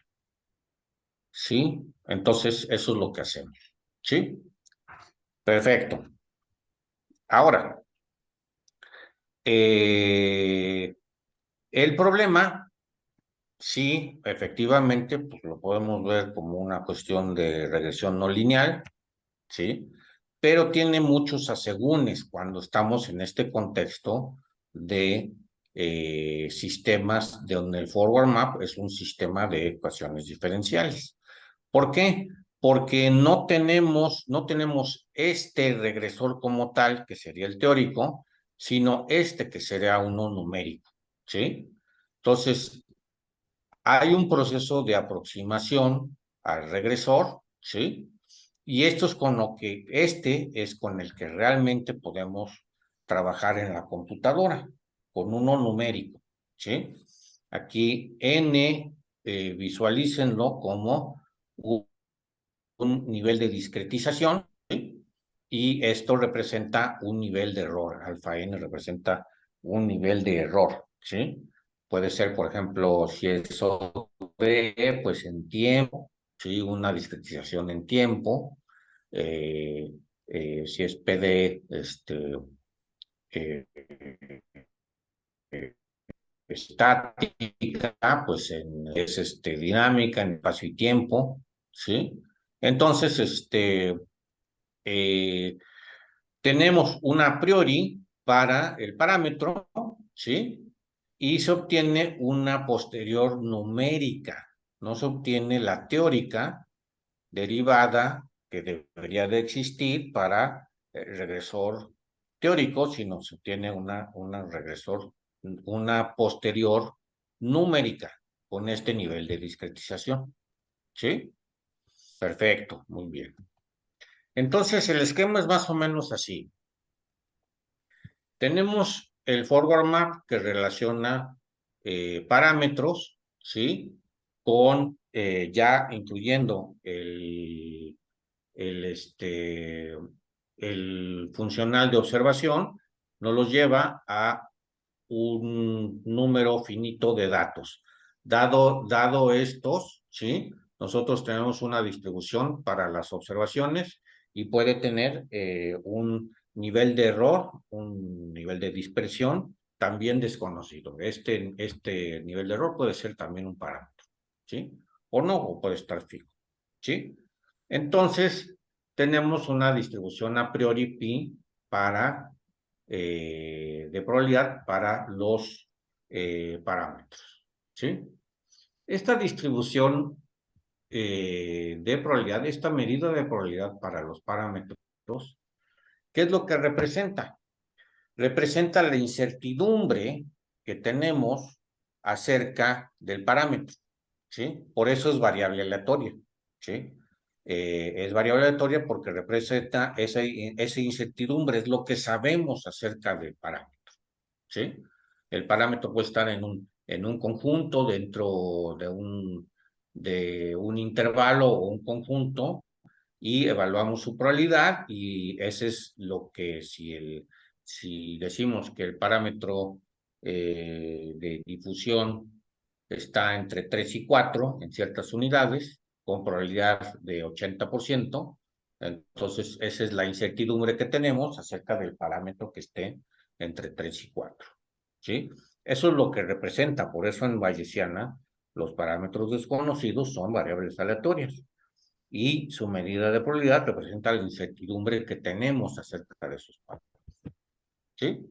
Esa es la idea fundamental y la idea fundamentalmente diferente de hacer estadística bayesiana, ¿sí? Ahora, a priori, antes de ver los datos, tenemos cierta incertidumbre o mucha incertidumbre, lo que sea, acerca de los parámetros. No sabemos dónde están. Tenemos observaciones y entonces con las observaciones calculamos una distribución posterior, ¿sí? Pasamos de la a priori a la posterior y esta ya esperemos, ¿sí? Que se haya concentrado más la probabilidad y que se haya disminuido la incertidumbre, ¿sí? Que tenemos acerca de los parámetros, ¿sí? Este es el proceso bayesiano, pues. Usando datos, calculamos la posterior y típicamente de aquí para acá usamos el teorema de Bayes, ¿sí? Ahora, el problema en UQ, esto sería estadística bayesiana usual, común y corriente, ¿sí? Aquí este sería nuestro regresor no lineal. El problema es que no tenemos el regresor ese tal cual, sino tenemos una aproximación numérica, como lo mencionaba, ¿sí? Y entonces, al tener una aproximación numérica, aquí hay una verosimilitud numérica que está aproximada y no tenemos la posterior de la verdad, ¿sí? La posterior esta teórica, ¿sí? Y no tenemos una posterior numérica, ¿sí? Perfecto. Entonces, hay teoremas de existencia de qué características debe de tener el forward map. En realidad son muy generales, ¿sí? Para que esté bien definida la posterior, ¿sí? Tú tienes, por ejemplo, teoremas de existencia y unicidad y de continuidad en los parámetros para las soluciones de tus ecuaciones diferenciales. Eso normalmente es suficiente para demostrar la existencia de esta distribución posterior o esta medida posterior de acá, ¿sí? Eso está muy bien estudiado, eso no tiene ningún problema. Entonces yo digo, existe y es único mi forward map, etcétera, con las condiciones iniciales establecidas. Bueno, entonces existe y es única la medida posterior de acá, ¿sí? Eso está perfectamente. Bueno, a nivel teórico tenemos esa posterior. Como decía, no tenemos tal cual, sino tenemos una aproximación numérica. Y entonces, esto es lo que tenemos en la computadora, salvo una constante de normalización que hay que normalizar numéricamente, etcétera. Ahí todavía hay otras cosas que hacer, pero por lo menos está todo bien definido y eso está muy bien estudiado, ¿sí? Ok, ¿cómo se relaciona la posterior numérica con la posterior teórica? Bueno, esta relación también está muy bien estudiado, hay teoremas de consistencia, yo tengo un artículo que publicamos en el boletín, pero hay muchos otros que relacionan, por ejemplo, consistencia. Si yo hago el forward map más fino, con menos error, ¿sí? Entonces, si yo me acerco a la solución teórica, pues esta se acerca a esta de manera consistente, que es lo que hubiéramos esperado. Al disminuir el error en el forward map, disminuimos el error de manera consistente en la posterior. No solo eso, sino que se heredan la velocidad de convergencia de nuestro método numérico en el forward map, se hereda a la velocidad de convergencia aquí, en la posterior, por ejemplo, en la norma de variación total. Bueno, entonces tenemos esta posterior, tenemos muchos parámetros, bueno, vamos a decir que tenemos 5 parámetros, ¿sí? Bueno, algo queremos saber de los parámetros, por ejemplo, queremos saber su media posterior, su varianza, las probabilidades de que estén en un cierto conjunto, de que un parámetro marginalizado esté en un cierto punto y los otros no nos interesan tanto. Muchas preguntas podemos hacer de la posterior. Entonces, en realidad queremos resolver este tipo de problemas, ¿sí? Este tipo de problemas, ¿sí? Para un funcional que va del espacio paramétrico a R, ¿sí? Por ejemplo, una función indicadora, la identidad nos da θ1, por ejemplo, nos da la esperanza posterior, la varianza posterior. Probabilidades de que esté en un cierto conjunto, etc. Esto es lo que llamamos cantidades de interés. Esta es una cantidad de interés de nuestra posterior. Primero lo que tenemos, entonces, otra vez, no tenemos la cantidad de interés tal cual, sino tenemos la cantidad de interés numérica, ¿sí? Entonces, primero tenemos que normalizar esto y luego hacer estas integrales. ¿Cómo se hace esto?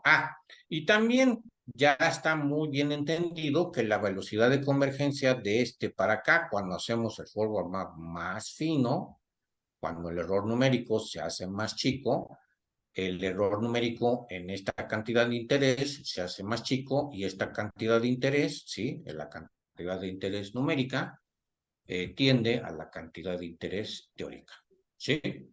Aquí está mal, aquí debería ser Y y sub Y, ¿sí? Entonces, perfecto, todo eso está muy bien entendido, hay consistencia, etcétera, ¿sí? Pero lo que queremos resolver aquí es un poco más práctico, no teórico, sino un poco más, mucho más práctico. Es decir, ¿qué discretización ponemos? ¿Sí? ¿Cuánto error pongo en mi forward map? ¿Sí? Por ejemplo, si yo quiero, aquí tengo el error relativo de mi cantidad de interés, ¿sí? El error numérico relativo de mi cantidad de interés, ¿sí? Aquí estoy comparando, esta es la cantidad de interés teórica, ¿sí? Esta es la cantidad de interés numérica derivada del forward bound numérico, ¿sí? Este es el error relativo en esta cantidad de interés. Vamos a suponer que las H que estoy trabajando son positivas, ¿no? Van a R+, ¿sí? Entonces, no tenemos problema con este error relativo, ¿sí? Si yo quiero mantener ese error relativo por debajo de un umbral B que yo pongo, por ejemplo, decir, yo quiero tener mi cantidad de interés correcta con 3 cifras o 2 cifras o no sé, ¿sí? Eso nos da un error relativo correspondiente de 10 a la, un medio de 10 a la menos 2 o 10 a la menos 3, ¿sí? Esto lo fijo yo. Entonces, ¿qué discretización debo de poner acá? O sea, ¿qué error numérico puedo tolerar en mi forward map? ¿Sí? Porque esa es la pregunta práctica, de que converja y todo eso, pues eso está muy bien, es una fundamentación teórica correcta, necesaria para trabajar aquí, pero a la hora de a la hora de ya poner las cosas en la computadora, ¿sí? Es contestar, por ejemplo, este problema, ¿sí? Yo quiero mantener mi cantidad de interés correctamente bien estimada con un error numérico relativo por debajo de una cierta cantidad, ¿sí? Por ejemplo, B. Entonces, ¿qué error numérico puedo tolerar en mi forward map. ¿Sí? Entonces, es un problema específico de cuantificación de incertidumbre bayesiana, de problemas inversos bayesianos, ¿sí? Porque tenemos el error numérico acá, ¿sí? En el forward map, que eso viene de toda nuestra teoría, toda la teoría, que yo soy bastante neófito en eso, porque yo vengo del área de estadística, lo he tenido que aprender, todo esto es muy apasionante porque uno tiene la oportunidad de aprender nuevas áreas, ¿no? Mis colaboradores, Antonio Capella, por ejemplo, del IMATE, Marcos Capistrán, de ahí del CIMAC, ¿sí? O Miguel Ángel Zapata del CIMAC Mérida, que bueno, no he tenido mucha oportunidad de hablar con él, pero ojalá pudiera también colaborar con él, ¿sí? Ellos son los que realmente saben esta parte de acá, ¿sí? De cómo aproximar correctamente PDs, por ejemplo, ¿sí? Y entonces yo sé esta parte de acá de bayesiana, ¿sí? Entonces colaboramos y es un problema específico de problemas inversos bayesianos. ¿Por qué? Porque estoy tratando de controlar el error numérico derivado del error numérico en nuestro forward map, acá, ¿sí? Lo estoy tratando de controlar, ¿sí? Pero controlar ¿en qué sentido? En el sentido de una característica, una esperanza posterior, ¿sí? Una esperanza de la distribución posterior en ese sentido, porque estas son las cantidades de interés.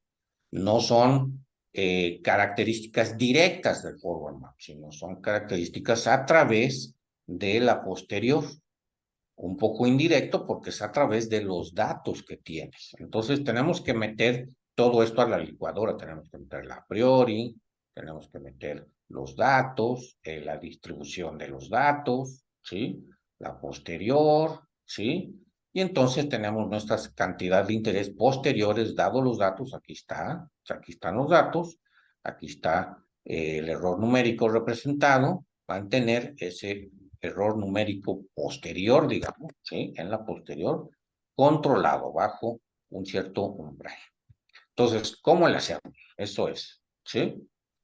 Para que tengamos una mejor fundamentación de lo que es bayesiana, problemas inversos bayesianos, ¿sí? En la práctica, en la teoría ya lo tengo. Bueno, entonces, esto es lo que digo aquí, ¿sí? Eso es exactamente lo que acabo de decir, ¿sí? Y entonces aquí tengo mi cantidad de interés para cualquier H positiva aquí, que es una esperanza posterior. Noten que si esto es una indicadora, pues es una probabilidad posterior de cualquier cosa, ¿sí? De una suma de los parámetros, el promedio de los parámetros, lo que sea, ¿sí? O una esperanza posterior, lo que sea. Esta es mi cantidad de interés, ¿sí? Y tengo una cantidad la cantidad de interés numéricamente estimada con la posterior numérica y quiero controlar el error relativo, ¿sí? Fijando B. Perfecto, muy bien.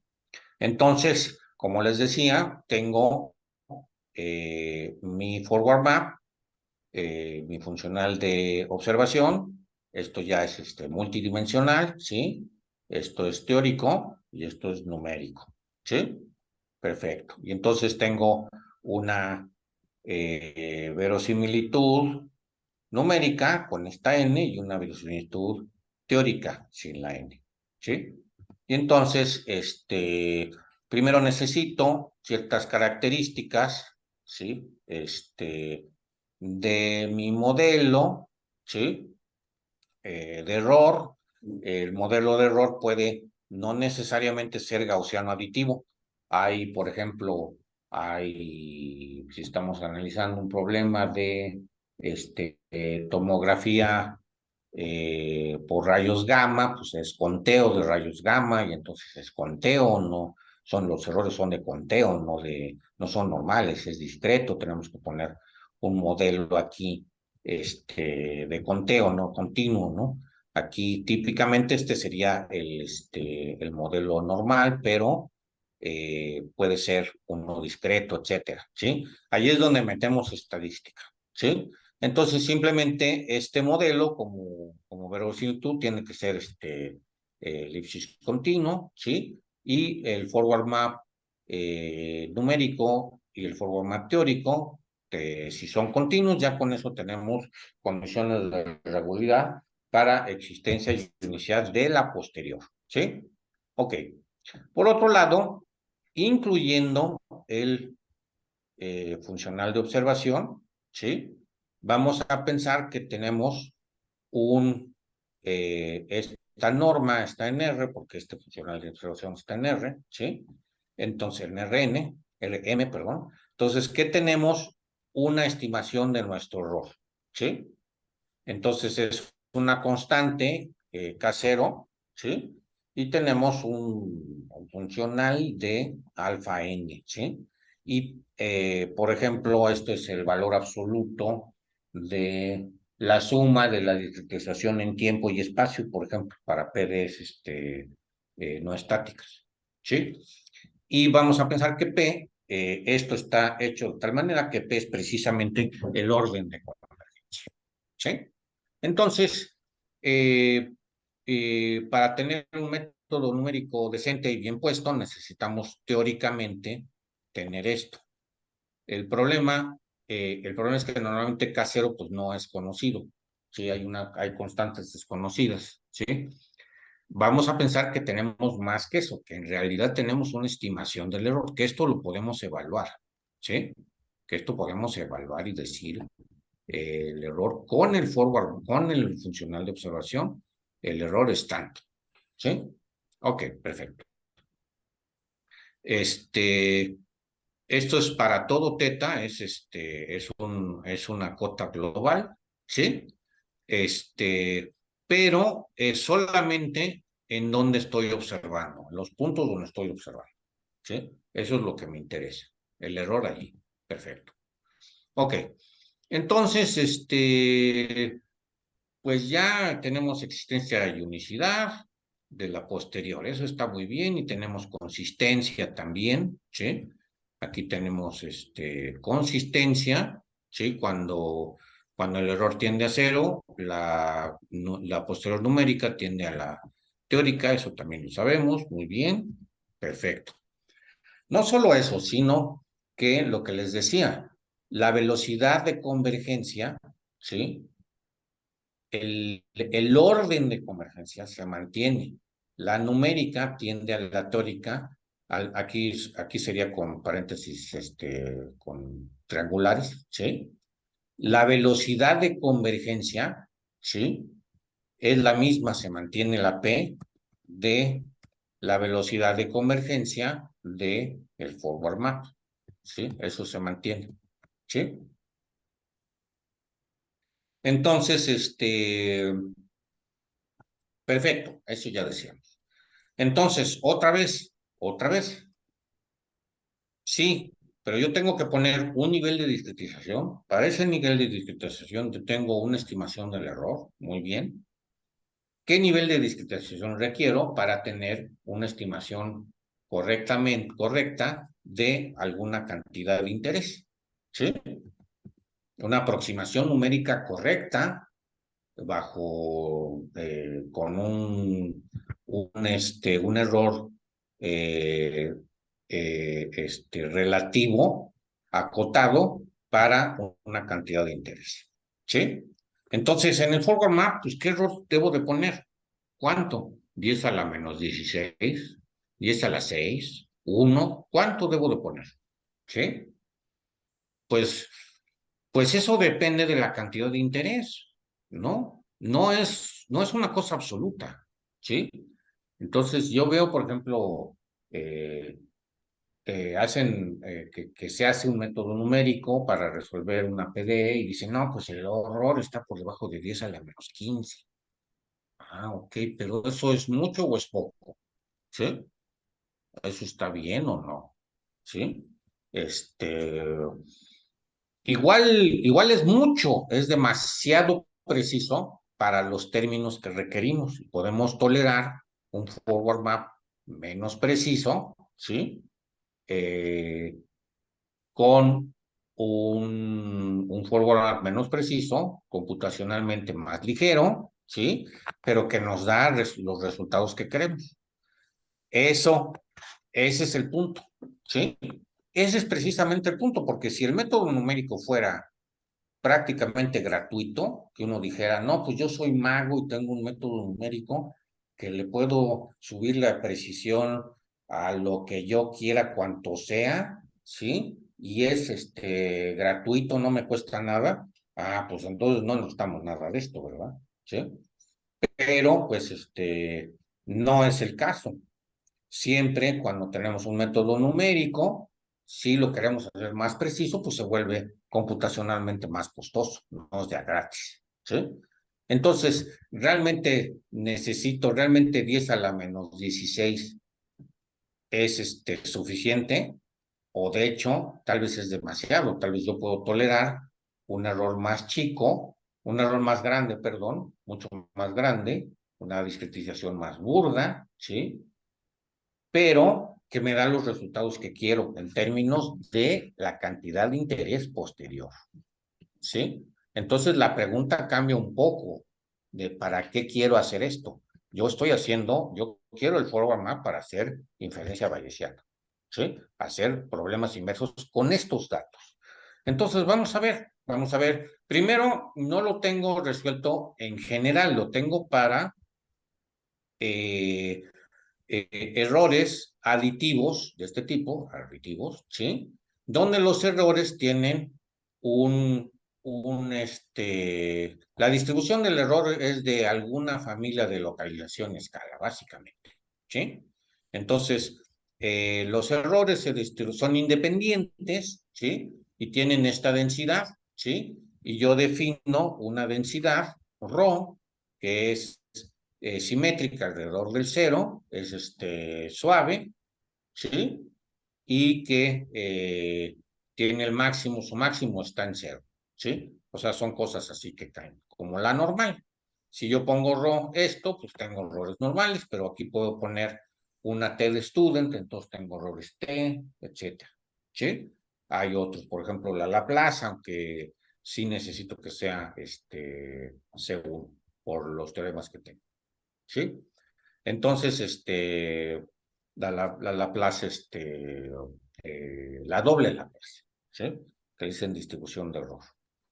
Muy bien, entonces, básicamente, los errores es un poco más general que normal, son una familia de localización de escala. Y eso me lo da ρ, ¿sí? La ρ que yo ponga. Si pongo esta, pues ya, son errores gaussianos, ¿sí? Perfecto. Entonces, aquí está. ¿Cuál es el resultado? ¿Sí? El resultado es este, ¿sí? El error relativo esperado, ¿sí? El error relativo esperado de mi cantidad de interés posterior, ¿sí? Está acotado por esto, ¿sí? Es más, el error relativo esperado de la norma de variación total de la posterior numérica a la posterior teórica es la misma cota, ¿sí? Nada más que dividida entre 2 aquí, ¿sí? Perfecto.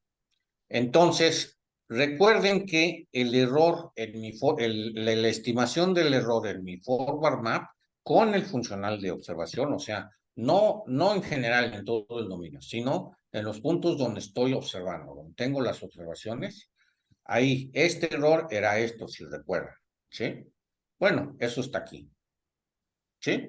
Entonces vamos a analizar este error esperado, ¿sí? Este error esperado, ¿sí? ¿Qué es? Es ρ en cero, es el valor en cero de ρ, perfecto, ¿sí? 4 veces ρ en cero, eso lo tengo. Sigma, ¿sí? Es mi cantidad de dispersión, ¿sí? Acá está, ¿sí? Aquí está sigma, ¿sí? Es la desviación estándar de mi error, ¿sí? Es la desviación estándar de mi error, ahí está, ¿sí? La desviación estándar de mi error, ¿sí? Y esta es mi estimación del error en el forward map y esta es el tamaño de muestra. Yo tengo M datos, ¿sí? Entonces tengo todo esto. Puedo evaluar esto completamente, ¿sí? Perfecto. Ahora, fíjense cómo de inicio, esto es una constante, este es el tamaño de muestra. Esto de aquí, ¿cómo entra el error en mi forward map con el funcional de observación? El error el error numérico en mis puntos de medición, eso es lo que es. Aquí está, ¿sí?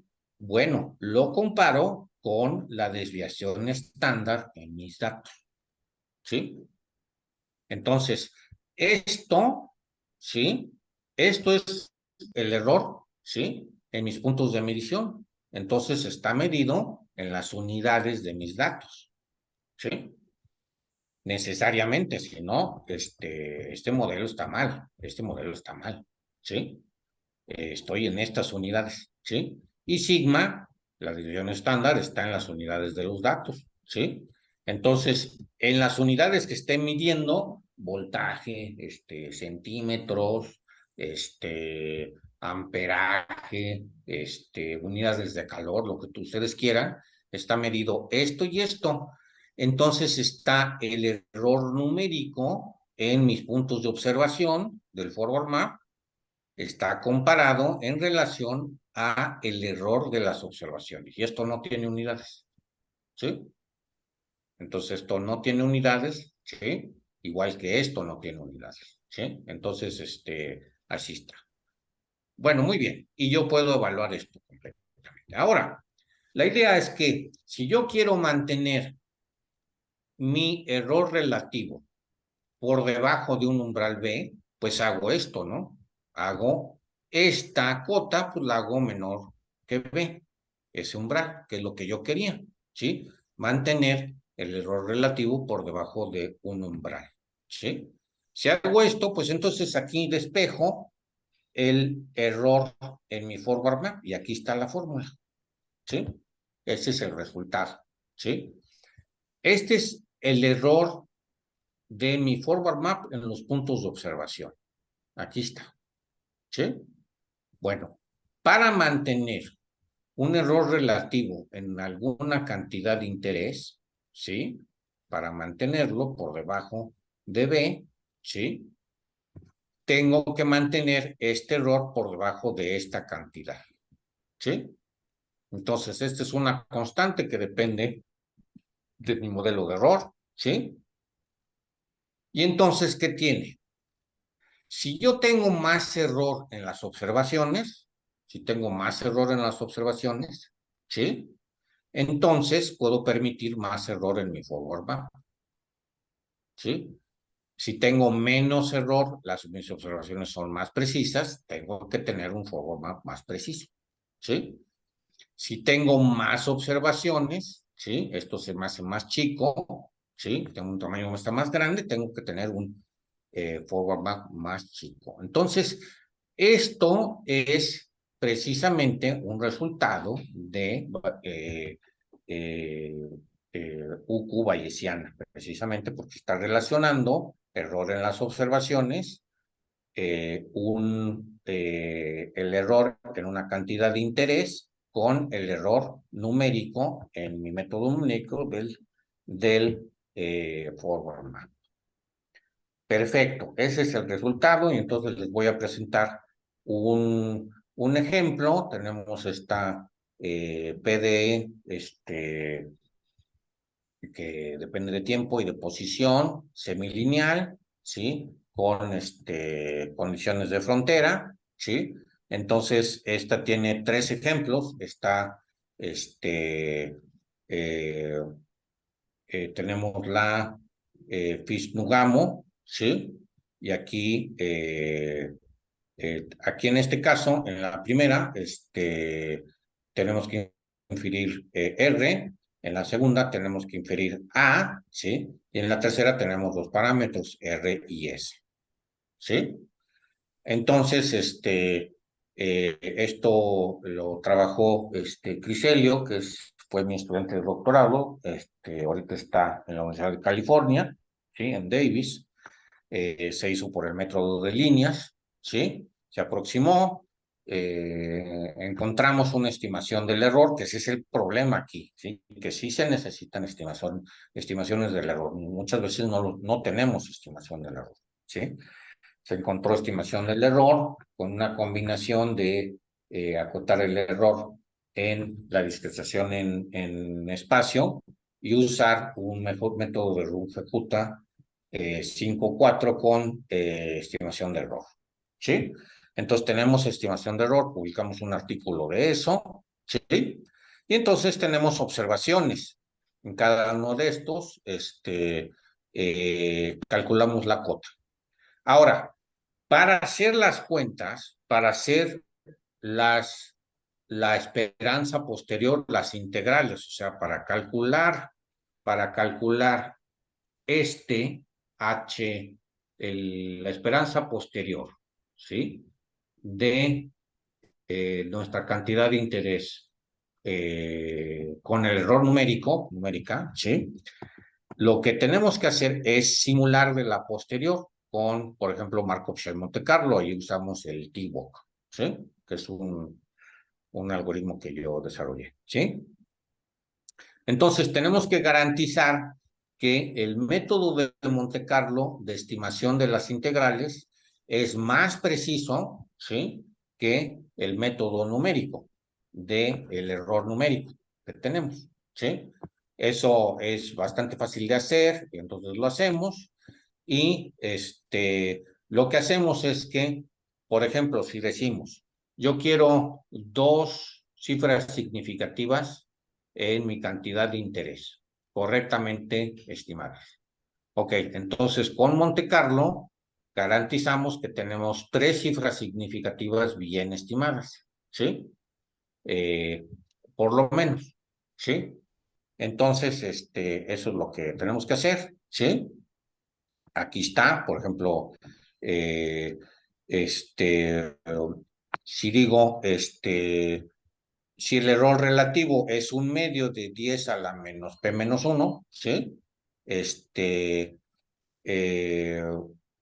Tenemos dos cifras correctas, ¿sí? Entonces tenemos que la primera y la segunda, con una cierta mantisa, están correctamente estimadas. Perfecto, muy bien. Entonces, hacemos todo el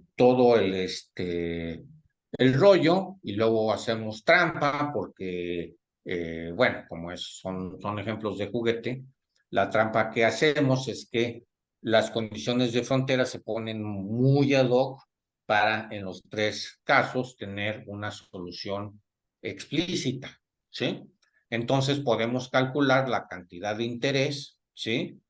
Sin error y ver cuál es la cantidad de interés numérica. Entonces, simulamos datos, ponemos aquí se me pasó en el ejemplo 3, ¿sí? Simulamos datos poniendo estas cantidades verdaderas, ¿sí?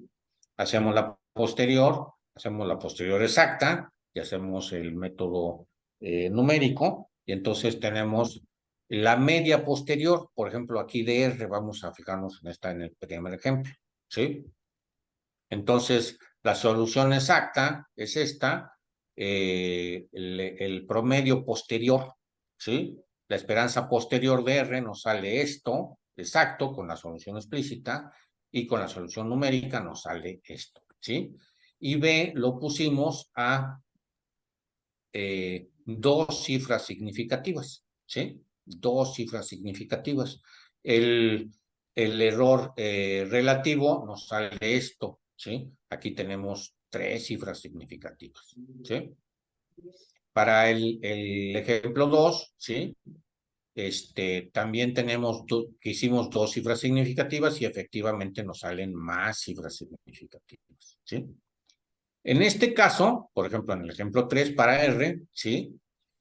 Dijimos una cifra significativa y efectivamente nos sale una cifra significativa nada más, correctamente estimada, ¿sí?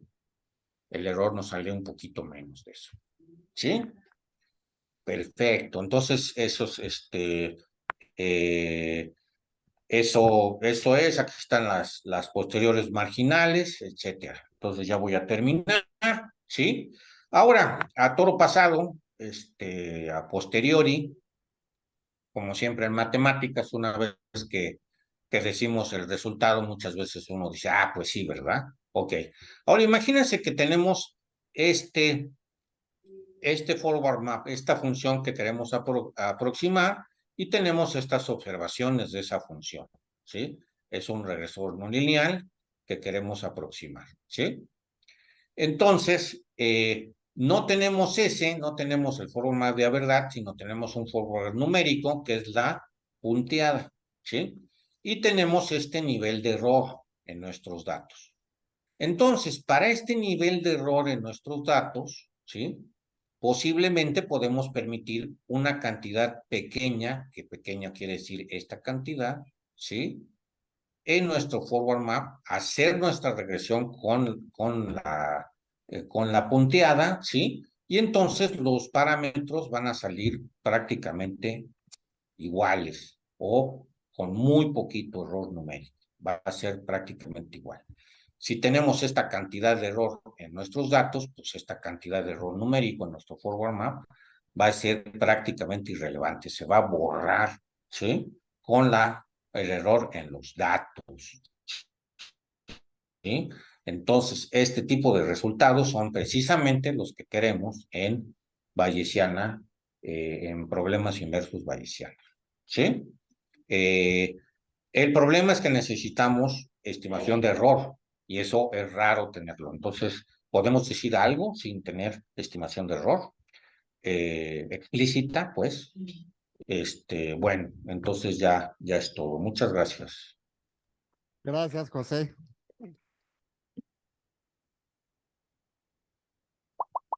Para un par de preguntas, inicio con el público que es remoto. Si hay alguna pregunta, no. Ok, entonces una para la sala.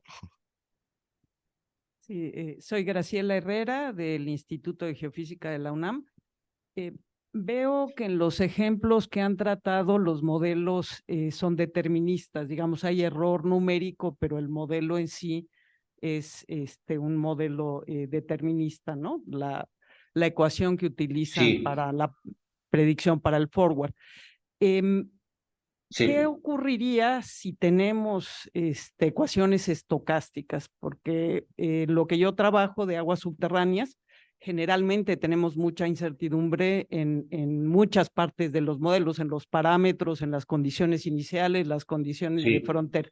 Entonces, ¿cómo podría abordarse el acotar estos errores en su análisis si se toman en cuenta también que el mismo modelo es un modelo estocástico?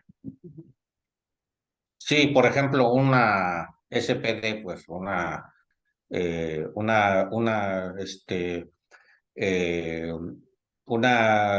ecuación diferencial parcial estocástica, por ejemplo, que da un proceso o así, ¿no? A eso te refieres, ¿no?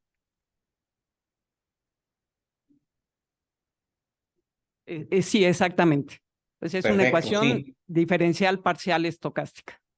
Perfecto, muy bien. Sí, es mucho más difícil, pero no tenemos los resultados que te presento aquí, no los tenemos los equivalentes, ¿sí? Es mucho más difícil, pero sí lo estamos estudiando. Precisamente, por ejemplo, con un colega en el ITAM, y claro que estamos interesados. Entonces, a mí me gustaría que ojalá pudieras participar en el Congreso de UQ para que expongas va a ser un congreso siempre lo hacemos como escuela más bien, ¿sí? Entonces, para que expongas lo que haces ahí en geofísica, ¿sí? Y colaboremos. Nosotros, de hecho, ya estamos trabajando en sismos, ¿sí?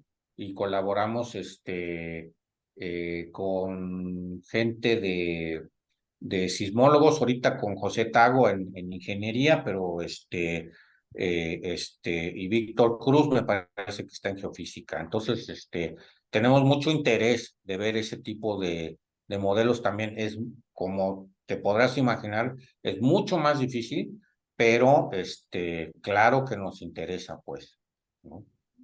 Sí, muchas gracias por la respuesta y muchas gracias por la invitación. Yo voy a dar después del café una plática, entonces probablemente ahí se vea un poquito más a lo que me refiero. Y por otro lado, tanto José Tago como Víctor Cruz Atienza son colegas, ¿no? Entonces, gracias. Ah, perfecto. Sí, entonces nos ponemos de acuerdo y te mando un email y te hago una invitación personal. Bien, pues muchísimas gracias. Bueno, parece ser que una pregunta más. Tenemos todavía chance. Hola, gracias, doctor, por la charla. Yo solo tengo esta duda. ¿Esto es como una especie de propagación de errores? Es decir, yo No, tengo una no es solo solución. propagación de error. Ok. ¿Perdón? Ajá, es decir, yo tengo como variables medidas experimentalmente y tengo sus errores, ¿no? De esas variables. Y no sé, con estas variables voy a proponer una solución, no sé, predecir otra variable a partir de ellas. Y lo que queremos es como hacer una estimación del error de esa solución. No, no solo eso, porque también hay inferencia, ¿sí? Lo que tú dijiste, ¿sí? Es que yo tengo una distribución de probabilidad para mis variables, ¿sí? Y la llevo para acá, la transformo con un forward map o la llevo a otro lado, ¿sí? ¿Sí? Con un mapeo, cómo se propaga el error a través, por ejemplo, de lo que presentó la compañera la plática pasada. Por ejemplo, si tuviéramos incertidumbre de el impacto de algún proyecto, ¿sí? De hecho, que ella lo tenía un poquito representado con lógica difusa. Si tenemos esa incertidumbre, ¿cómo se propaga esa incertidumbre a mi optimización? Eso es propagación, eso se llama forward propagation, ¿sí? Aquí no es eso. Aquí tenemos datos y queremos hacer inferencia, ¿sí? Tengo una incertidumbre a priori y con los datos quiero llevarla a posteriori, ¿sí? Quiero hacer estadística, ¿sí? Quiero hacer inferencia, ¿sí? ¿Cómo se transforma mi distribución de probabilidad a priori en la presencia de datos? ¿Cómo se transforma a posteriori? Yo condiciono, que lo que tengo que hacer es calcular la distribución condicional de los parámetros dados los datos, ¿sí? Entonces, es más que eso, es más que forward propagation. Bien, pues muchísimas gracias. Los invitamos a tomar un cafecito, 20 minutos de receso y continuamos con la doctora Graciela. Muchas gracias. Gracias. Gracias, Andrés. ¿A qué horas regresamos, perdón? A las 11:20 continuamos. 11:20, perfecto. Sí. Muchas gracias.